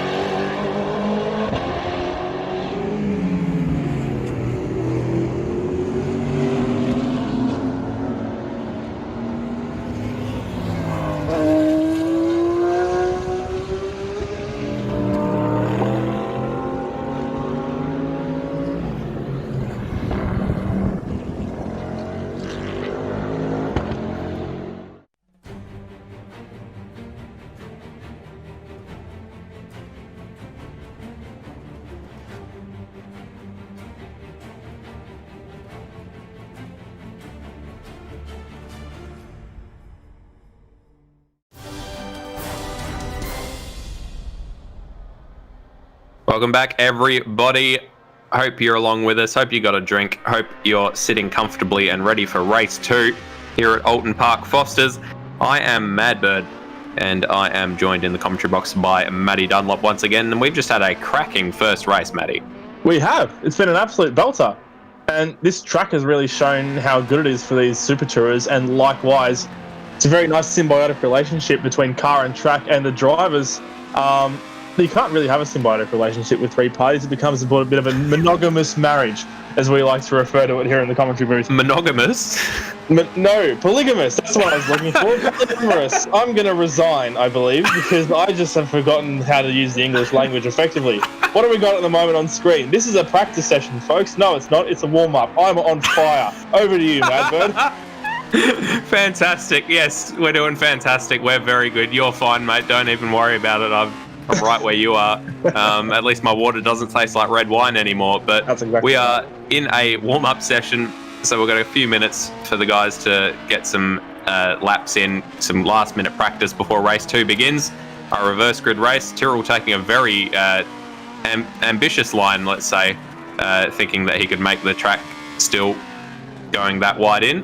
He's managed to do it all right, actually. He hasn't really lost he hasn't really had any damage, but he seems averse to rejoining the track, and indeed has gone back to the pits. So, just someone's got to cut the grass.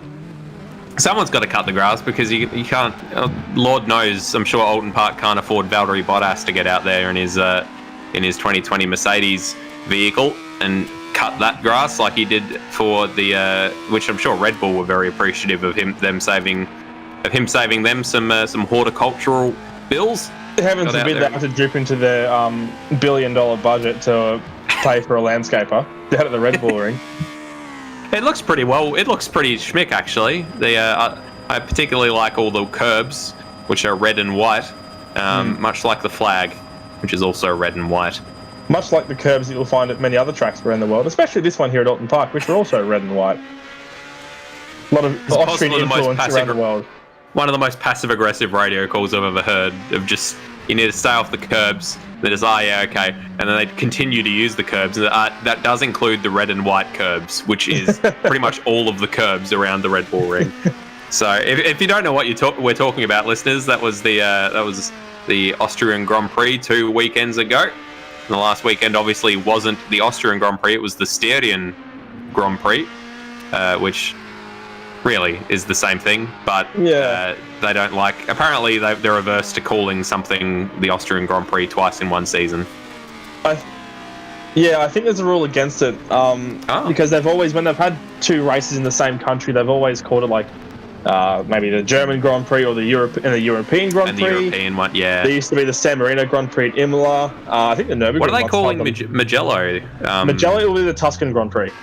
Ah, interesting. And the second race at Silverstone is going to be the 70th anniversary Grand Prix. Oh, that's a bit of a cop out, isn't That's it? a little bit of a scrape at the bottom of the barrel, isn't it? That's welcome to the 70th anniversary Grand Prix Silverstone. This just reminds me of one of my favourite pieces of useless Formula One trivia. I think it was either 1982 or 1983. The United States held 3 Grands Prix, and not one of them was called the United States Grand Prix. We had what were they? Watkins Glen? No, it was the United States Grand Prix West, which was held at Long Beach. The Detroit Grand Prix, which was held at Detroit, or maybe it was Dallas. I'm not sure. But if it was called the Detroit Grand Prix, it wasn't held at Dallas. I can confirm that much. And then the season-ending Caesars Palace Grand Prix, which is at the car park of the Caesars Palace Casino in Vegas. One of the worst tracks Formula One's ever visited. Oh my god! I didn't even know that existed. So that is incredibly interesting trivia. Thank you, Matty. Yeah, Formula One was just trying to expand to the United States really as much as they could. And Long Beach was easy enough to go to because IndyCar and Champ Car had been racing there for eons before that. But they needed to put a race somewhere with money, and they thought, how about Vegas? So they just set up shop in someone's bloody car park, and it was a hell of a track. And I don't mean that in a good way. I mean, people complain that the Adelaide Grand Prix doesn't exist anymore, but I don't know what the fuck they're talking about. I don't know what the hell they're talking about because, I have an Adelaide Grand Prix every other weekend down at the Woolies car park at Noarlunga. It's fantastic. Get the boys out there in their MX-5s. Literally no idea what I'm talking about. What have we got on screen? We've got Sam Smith coming into the last corner, completely missing the tie barrier. Yep. Yeah, coming into many things that don't include the apex. And he's now back in the pits. Very good. We've got 2 minutes left to go. We've got Brenton Foley there on your screen. He had a pretty decent run in the first race. Time flies, doesn't it? He did have a good run in the first race until he didn't. Does fly.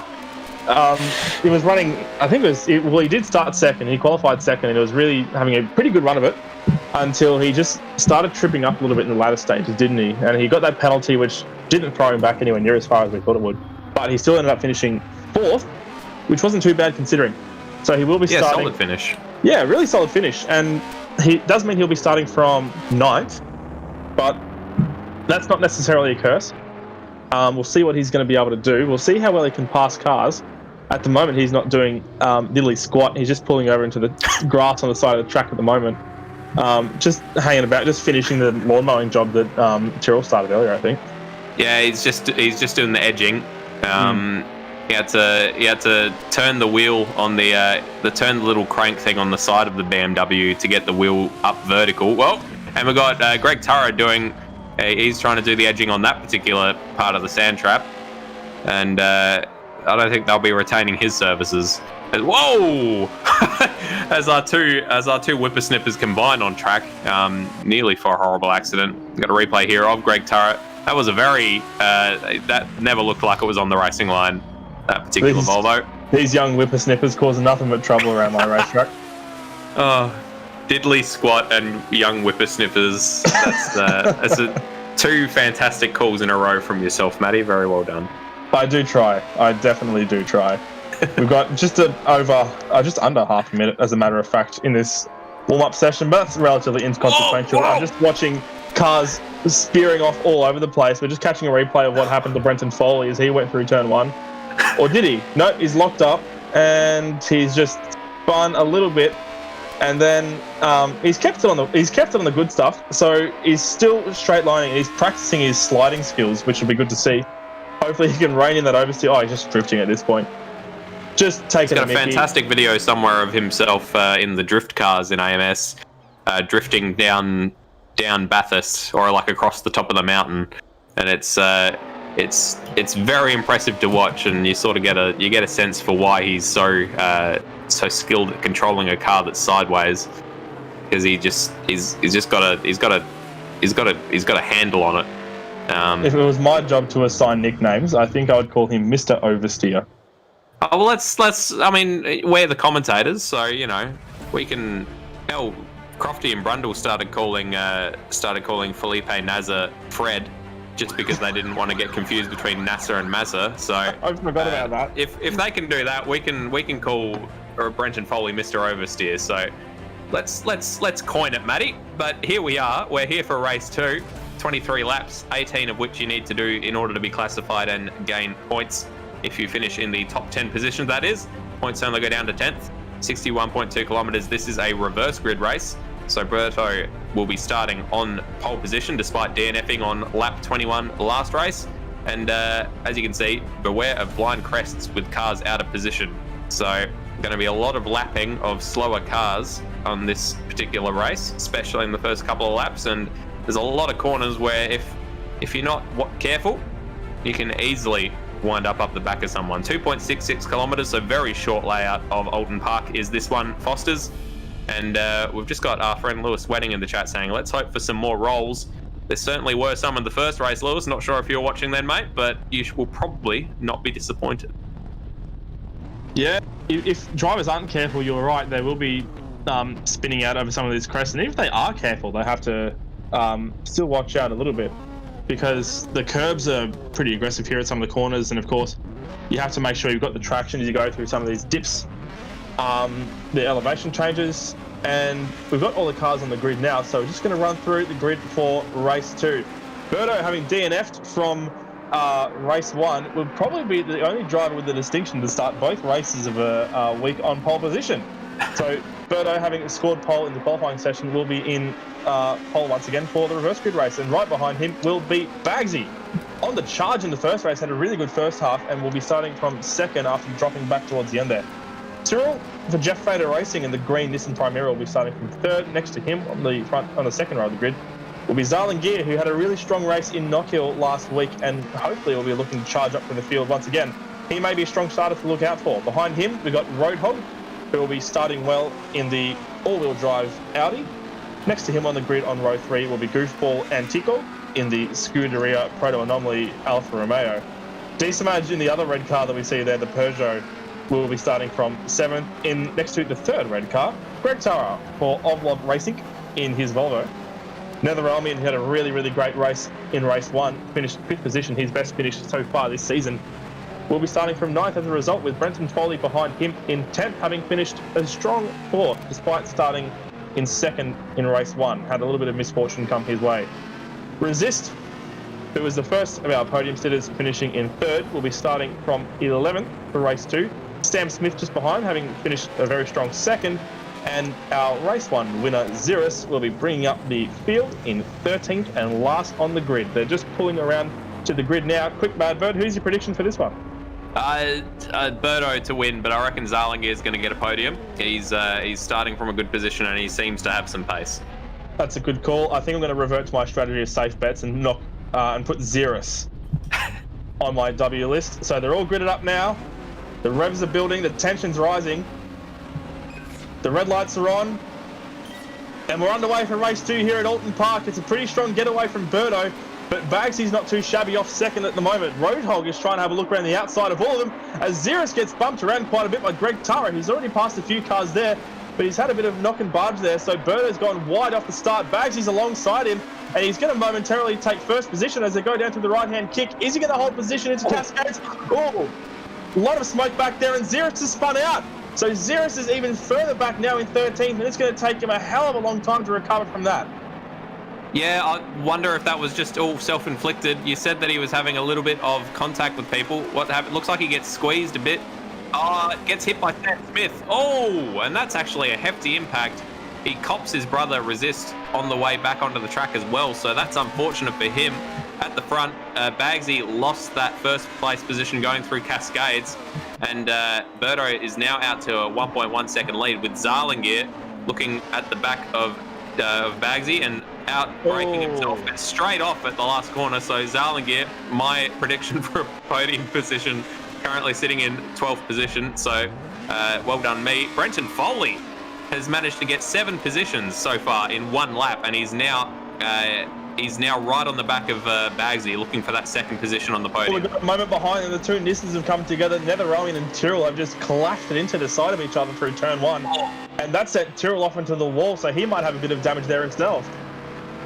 Meanwhile, Yeah, Foley's having a moment of his own. Sorry, go ahead. I'm not sure if Foley had a very off-track excursion and then cut the Cascades in order to rejoin safely. So I think he's given that position back to Bagsy, because really that was a little bit.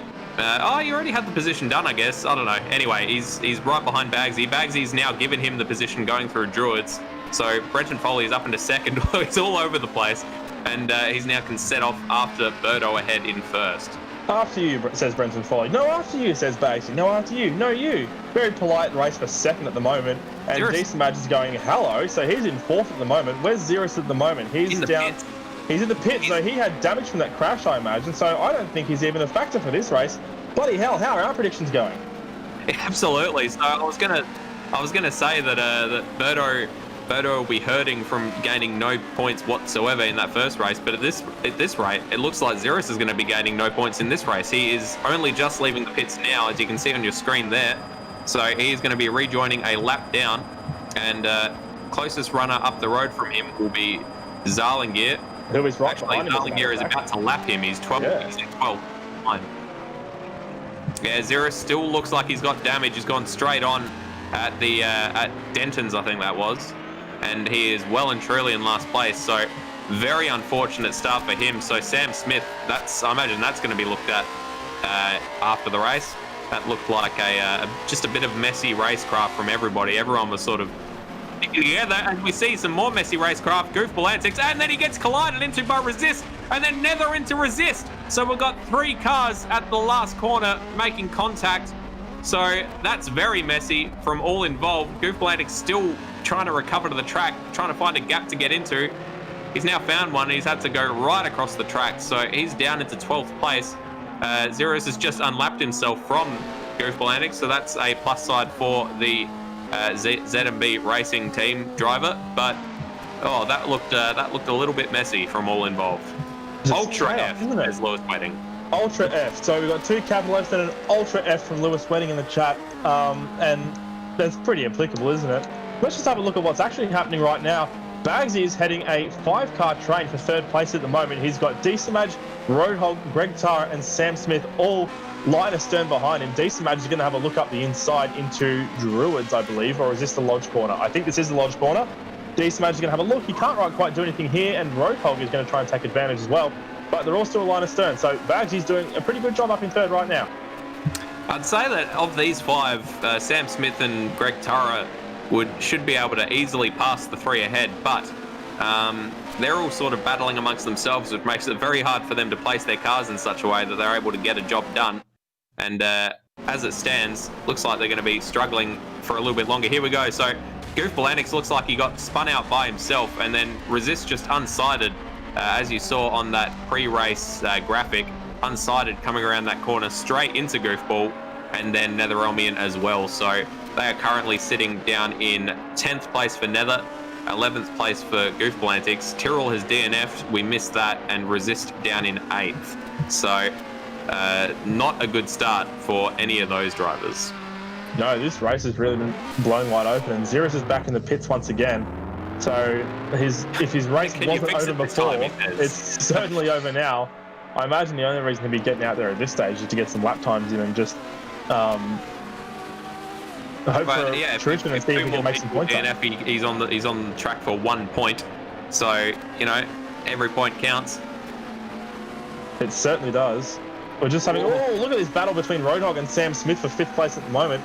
Both of those drivers swarming all over the back in front of each other, trying to jostle for position, and that'll bring Greg Tara back into the fray, who's dropped off the back of this pack a little bit, and he's rejoined. So now it's a 5-car train once again.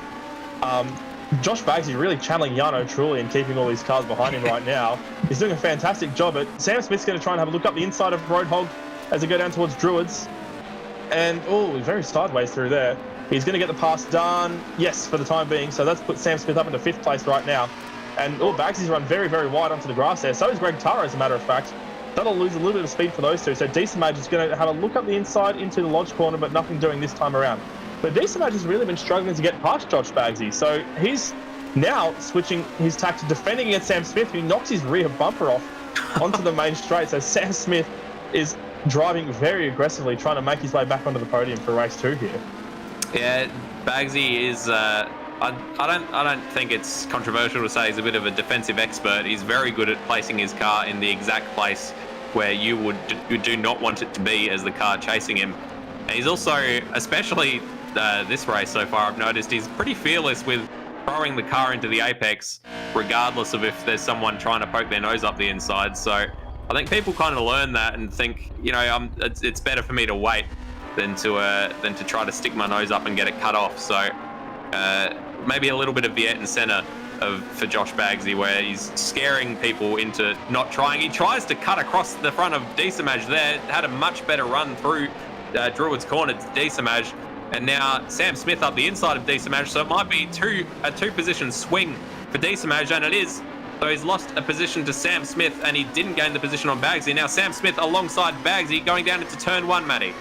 Yeah, so Sam Smith has got those moves done very handily, but Bagsy's along the inside. He's going to try and get that place back, but Sam Smith just carries so much pace around that corner, and they're 3 wide behind him. Roadhog takes to the dirt, trying to get past, and they're still 3 wide. They narrow it back down to single file, and they're all still relatively in one piece as it stands at the moment. But geez, that was pretty hairy for a moment there, wasn't it, Madbird? It was. We saw a very similar picture to that back in round 2 during the reverse grid race, where Roadhog looks like he got up on the curb and he's managed to recover it. He's okay. I thought he was going to be into the fence for sure, but he's managed to hold on to it. So yeah, we saw a very similar gaggle of cars during round 2 coming down the hill towards Denton's. But on that particular occasion, it was Roadhog getting chased. Here we got Greg Turra, a view from on board, seeing a good replay of the 3 wide from that passenger seat of the Ovlov. Just messy, everyone all over everybody trying to get positions done. And Bagsy's dropping back now. He's lost that position to Decimage, and now Greg Turra up the inside coming into turn 1. The Volvo, it's a bit of a lumbering beast, but he managed to get it turned in there, but not quite enough to be able to get that position done. No, not quite. Bags was able to carry quite a little bit of speed around the outside of that corner. Oh, but he's very off-settled there into Cascades, and it's going to compromise his braking, so he may even lose some time here to Greg Turra on the run out of that corner as they make their way through Knickerbrook. But he has held on so far, so he's driving really well a defensive race, but Resist has taken really nice advantage of all this tussling that's been happening in this battle pack, and he's made his way up to 7th as a result. So he's going to try his hand at getting some sneaky positions ahead of these two as well. So that ominous Honda is back in the fray once again, but this has turned into a 4-car battle now. Berto placed the fastest lap of the race, which is a 1 minute dead point 9.35, and he took that fastest lap away from Ziras, as a matter of fact, who is really on a charge and still trying to put some faster laps in. I think this is the race we expected from Berto last race, where he's just kind of shot off into the sunset, Vettel style, and is likely not to be seen again until with the checkered flag. Brenton Foley's got Ziras coming up to unlap himself, so currently safe in second, Brenton Foley, 5 seconds off of Berto, but 7 seconds back to Sam Smith, so it might be better for Brenton Foley just to let Ziras through, and it's one less thing to worry about. Just like Hamilton never going to be president. Ziras just hoping for a couple more people to DNF so he can claim a point or 2. Yeah, they're still raging pretty hard for 5th at the moment. Side-by-side action we just saw earlier between Roadhog and Resist. Roadhog ultimately conceded that position back to Resist in front of him, so Resist still stays in 7th, which is 4 spots up from where he was at the start of this race, I should say. And he's all over the back of Bags. He's just trying his best to get past that Vauxhall as they run down the main straight to start lap 11. Geez, we're almost halfway there already. Time flies, doesn't it, Madbird? It does. They are only short laps, but it does seem like it goes very quick. We've got Rodney Andrews, or Tyrrell, as we know him in-game, in the chat, just saying that the car just wouldn't turn right. I'm not sure if it means it wouldn't turn right, as in the direction, or it just wouldn't turn right, as in it felt wrong. But regardless, some car issues there for Tyrrell after his crash early on in the piece is the reason that he is DNF'd. I want to draw your attention to Decimage, who, after managing to clear that gaggle of cars on your screen just then, is up into 4th place, which if he manages to hold on to this, that will be his best finish of the season.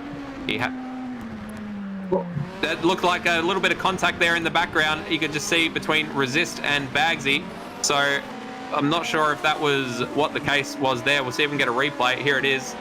So Resist on the back of Bagsy coming into Druids. Looks like he had a much tighter, much better line. And then Bagsy sort of comes back across the track to hit the apex, and Resist pit maneuvers him.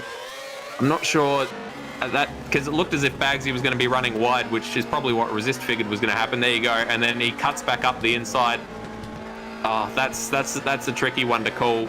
That I think I'm going to have to call that a racing incident, because Resist, for all he knows, it looked as if Bagsy was going to be running wide to the exit of the corner, but Bagsy tries to cut back to the apex. I don't know, tricky one. What do you think, Matty? Yeah, I'd have to agree with you there. I think it's a racing incident. It's easy enough to say that you have to pull up a certain distance beside somebody else before they have to concede the corner to you. And Resist wasn't far enough ahead. But at the same time, as you said, Bagsy was running wide there, and you couldn't reasonably expect him to pull back onto the inside line as quickly as he did. And it's not really something you should be doing, just pulling across the track like that. So a little bit of column A, a little bit of column B in terms of who's to blame here, but I'm going to pencil that as a racing incident, I believe. So no one's really to blame here. And now Zarlingear is the Honda that is being battled by Bagsy at the moment, down in 8th position. Yeah, he's probably a little bit scared seeing another Black Flag Industries Honda so close to his rear. That was actually very similar to what Bagsy did, a very similar maneuver when he had Decimage right behind him. I think I mentioned it at the time. He cut straight across the nose of him, and was probably lucky that he didn't pit maneuver himself on Decimage at that time. So if he was going to do it constantly, it was eventually going to trip him up, and it did. Not wanting to draw attention to the front, but I will. Berto is still 5 seconds. Oh, as Greg Turra in the Volvo gets a drive-through penalty. That must be for track cuts. I think I just saw someone going off in the background there of the shot. I'm not sure who that was. Roadhog, by the looks of it. He's just recovered to the track. So it wasn't that big an accident. He's managed to keep it all on the track. So didn't put it in the wall by the looks of it, but still, who's off the track. Berto, as I was saying, 5 seconds up from Brenton Foley, who still has got Ziras right behind him. Here is that thing of Roadhog. So just a hairy little moment with a couple of wheels on the grass. And Greg Turra is elected to serve that penalty immediately, and I think he's going to pay the price for that, because he's down to 9th at the moment, and he's well into the thick of this battle now with Bagsy and Zarlingear. He almost joined directly in the middle of the two cars, so he's not going to be bored on his re-entry. He's got Zarlingear and Bagsy battling for those last few positions, points paying positions, that are 7th, 8th, and 9th. And behind them, we've got Netherelmian sitting in the last points paying position in 10th with Goof Blantics. I was going to say Goof Blantics right behind him, but Goof Blantics then hit the curb and has lost a chunk of time. So Netherelmian's safe in 10th for now. We're on board with Greg Turra in the Volvo. I'm a big fan of this Volvo, and I'm going to remind the folks at home once again that I am the president of the Greg Turra fan club. As you see Zarlingear trying to hit up the inside of Josh Bagsy, but Bagsy is carrying a lot of speed around the outside of some of these corners. Meanwhile, Zarlingear, I think, just had a pretty poor run on the inside there as well, and we can see that now because Greg Turra is going to have a run up the inside of him through turn 1, and he's going to get that move done pretty handily. So that's 8th place for Greg Turra now, making those spots back up, and he's chasing down Bagsy in front of him once again as they go through Cascades. Yes, he is. It is a tricky place to try to get up on someone, though, because everyone seems to have very different methods of taking that corner.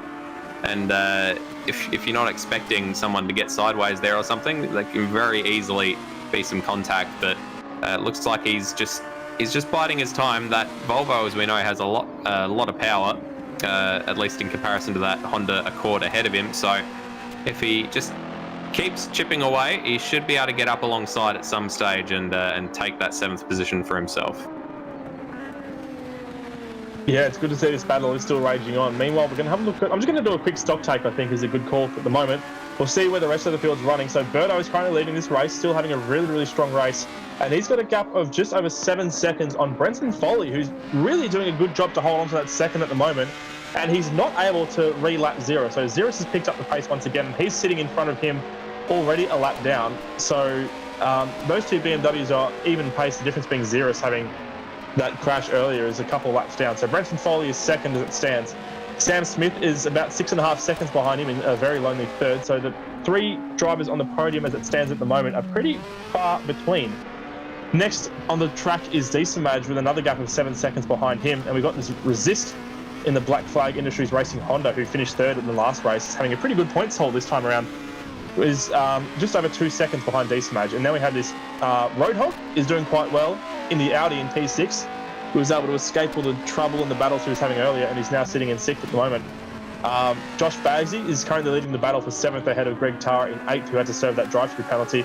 And Zarlingier's fallen right off the back of this pack. He's in 9th with a gap of over 3 seconds to Greg Tara. Netherelmian, who finished 5th last race, is now down in 10th and will be the last points-paying position as they stand at the moment. Goofball Antics sits in 11th with Ziras, the last runner, 2 laps down in 12th, and Tyrrell in the garages. Looks like very well stock takes there. Matty, I was going to say Greg Tara's made that position up on Josh Bagsy through turn 1, but it looked for a second like he was about to lose it again. He went very deep at Cascades. Bagsy was not able to capitalise though, and has been relegated, #relegated, back to 8th place. So unfortunate for him, but he's just got to, if he keeps his nose in there, then there's every chance that the Oblov might come to some horrible undoing. Well, hopefully not horrible, but might have an accident, and Bagsy might be able to reclaim that position. So good scrap between them. That's probably, these two are probably still the closest battle on track at the moment. Roadhog with a drive-through penalty for, I'm assuming, corner cuts. So currently in 6th, and how long we figured out how long the drive-through penalty was last race roughly. It's like, because it's not as long as we thought it was. What, 15 seconds, do we reckon? Something like that? Yeah, so that might put Roadhog actually square in the middle of this battle once again. So we're just having a look at what happened there, and he ran very wide on the exit of turn 1 there. So that's the same thing that Foley did in race 1. So that's going to result in him having to take a penalty. And the strategy for Roadhog now, I suppose, is does he keep out on the track for a couple more laps and try and pull a bit more of a gap before he takes that penalty? Or does he drop in straight away and see where it drops him and see if he can make any spots up once he does serve that? I'd probably get it out of the way straight away myself, and it looks like he's doing that. He's cutting across and into the pits. So comes inside. Look at those spectators are loving it. That guy there with his Razor Cup, he's loving it, looking the complete wrong direction.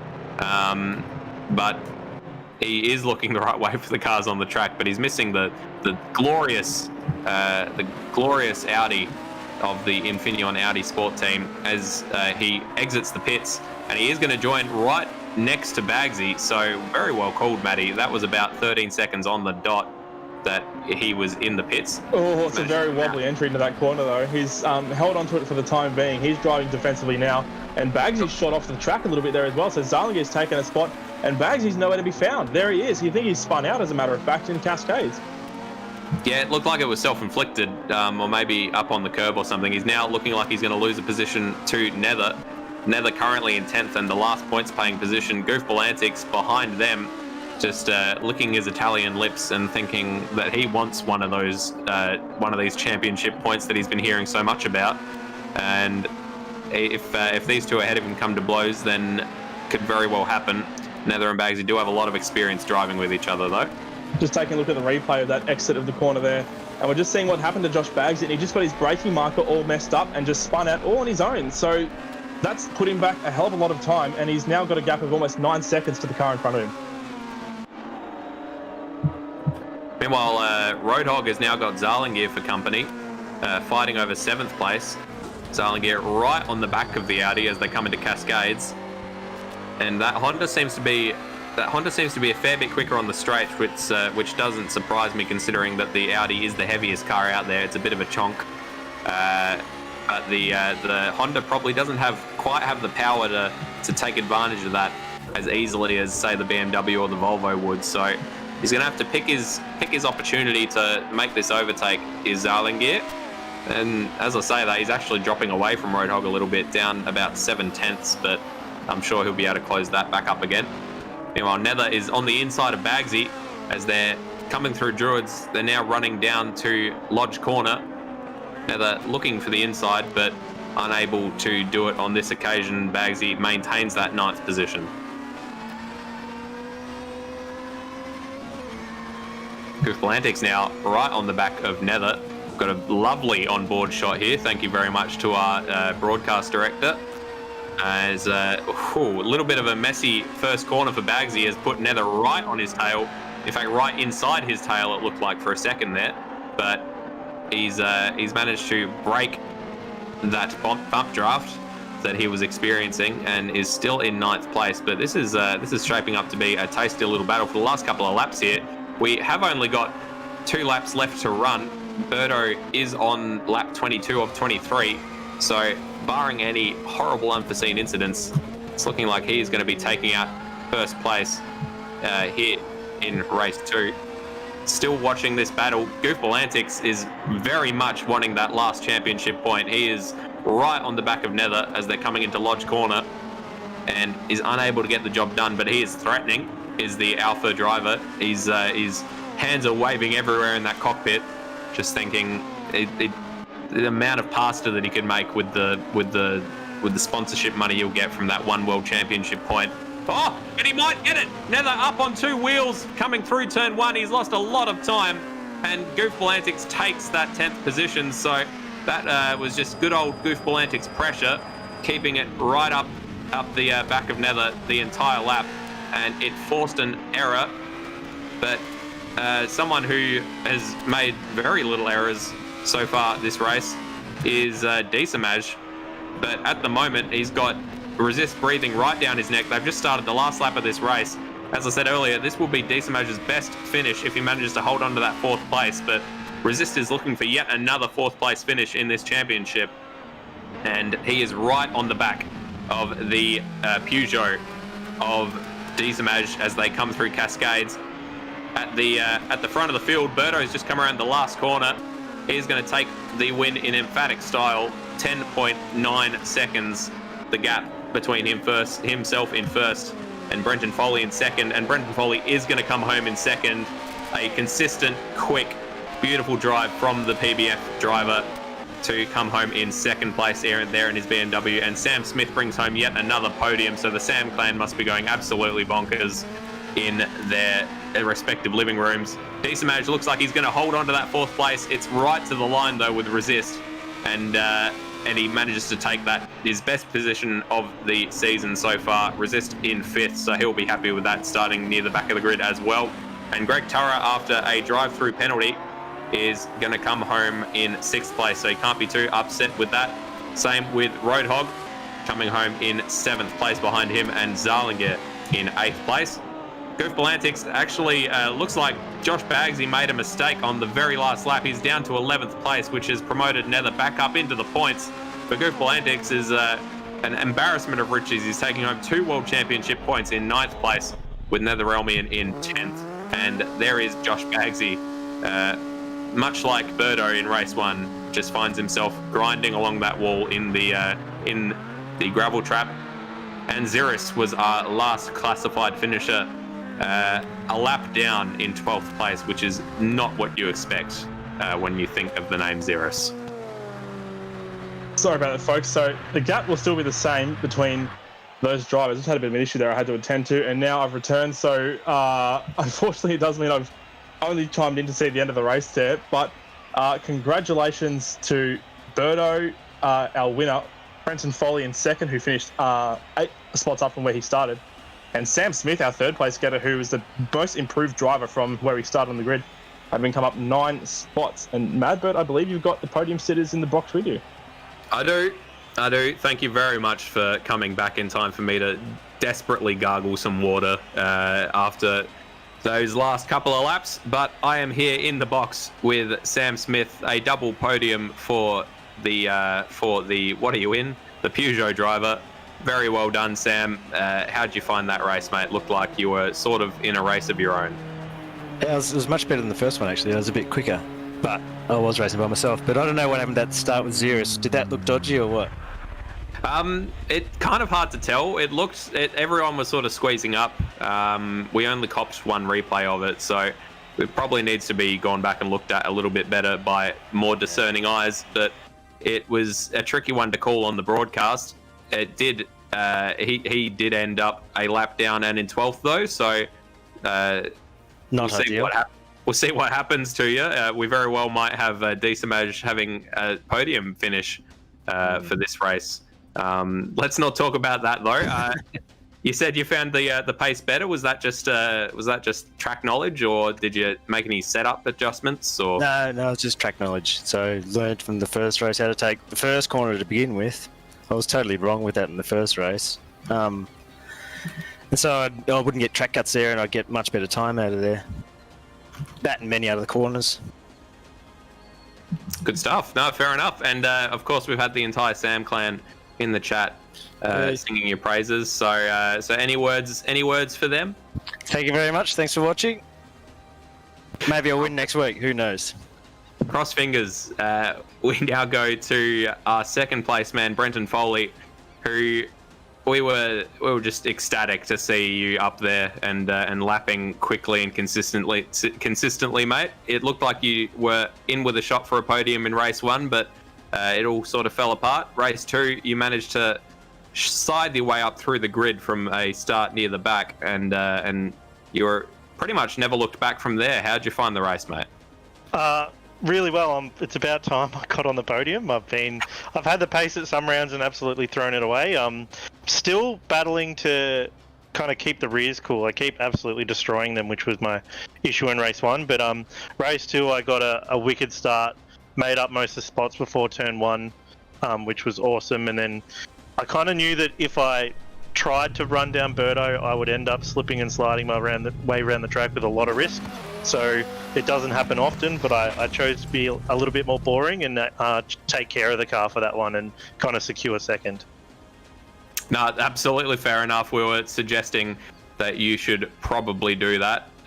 You had a good gap in front of you and a good gap behind you, so glad to hear you just ground out the podium finish. Are you feeling like you're coming to terms with the car a little bit more? Do you think it's starting to turn? It was about this time in last season that you really came to grips with that Capri in the DRMs.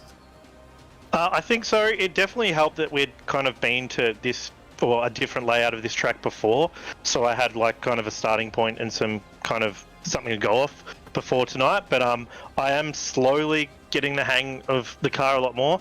If I unlock whatever it is that I'm doing wrong to take care of the rears and keep them cool during the race, I think I'll be able to stay far more consistent in the future. But fingers crossed, I'll see what I can do. Absolutely. I hope to see you up there again in the very near future, mate. Congratulations again on your second podium of the season. You did get a third place way back in round 1, which feels like a very long time ago, but it's very nice to see you back at the pointy end. Thanks very much. And now we go to our race winner, Berto, and probably the race we were expecting from you in race 1, mate, where you just sort of you sort of cruise away from the pack and just extend your advantage. Didn't quite happen in race 1, but race 2 looked like it was a lot more. You were a lot more in control. How'd you find it? Yeah, the car in race 1 just wasn't working. It didn't feel right. I don't know what was going on. I figured out I think the brake ducts were a little bit too small. I must have played around with them and not changed them back. So I ran out of brakes pretty early in race 1. And then it was sort of unfortunate because definitely had the pace, and starting at the front of the grid you get a bit of a free kick. So was happy with that. Put in fastest lap, and going through my lap times, it looked like pretty much every lap on lap was quicker than the one before it. So happy with that. Really. Yeah, fantastic. It probably, in terms of your battle with Ziras, considering that he got the maximum points possible in race 1 and you gained none, probably the best result you could have hoped for in race 2 for you to gain the maximum points possible and for him to gain none.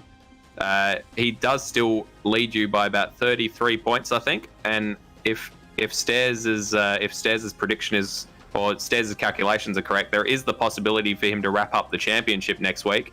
Do you think you're still in with a shot? I'd I'd like to think so. The reality's far different mathematically, and reality's probably a bit different. So, yeah, look, I'd like to, but I'm fighting for second at this point, in all reality. Well, we'll have to hope that you're out there doing a hell of a lot of practice at Thruxton for next week. Is it a track you're familiar with? Do you like it? From back in the TOCA touring car days, yes. Yeah, I like all the dinky little British tracks. They're great. They're great. They're always something a little bit different. So yes is a short answer. Excellent. Well, congratulations again on your win, mate. Good to see you back on the podium after that, probably a race one to forget. And hope to see you back up here again next week. Cheers, guys. Thank you very much, Matty. That was round 7 of the Apex Rear Wing Season 9 BTCC Championship. How did you find the racing, mate? Should we just stop predicting? I feel like that's the safest thing we should do for the sake of the drivers. Here's me thinking that Ziras was a perfectly safe bet for the race win, given that he's dominating the championship, and he's just yeah. Look, well, we both picked Berto for the race win in race 1, and look what happened. I doubled down in race 2, and it paid off for me. Berto was my prize horse, but yeah, you took the safe bet. You can't see me, but I'm making inverted commas. And Ziras was facing the wrong way and down in 13th before the third corner. So maybe one of us needs to make predictions and the other one not, because it seems like when we both make a prediction, it almost universally turns out to be incorrect. I think you might be right, but unpredictability always makes for exciting viewing, and we had a couple of fantastic races there. Really interesting, just didn't know where it was going to go. And I think next week at Thruxton is going to be even more of the same, if not much more, because it's such a strange track. There's, I was saying that there's almost no straight parts of Oulton Park. That's even less of the case at Thruxton. The whole thing is curved at some point or another, and it's an incredibly fast track as well. So power is going to be important, but more importantly, how you manage that power, how you maintain your tyres, and how well you can get the car handling dialed in and the grip nailed to the track. So car setup is going to be crucial at the next place, and just making sure you can manage your tyres as well. So look out for that one. Look out for some unexpected podium visits, I reckon, next time out. I'm looking forward to it. So I hope you all are as well. We'll see you back here this time next week for round 8 at Thruxton. I've been Madbird, and I've been joined by Matty. And it's been great to have your company. We'll see you next week. See you then.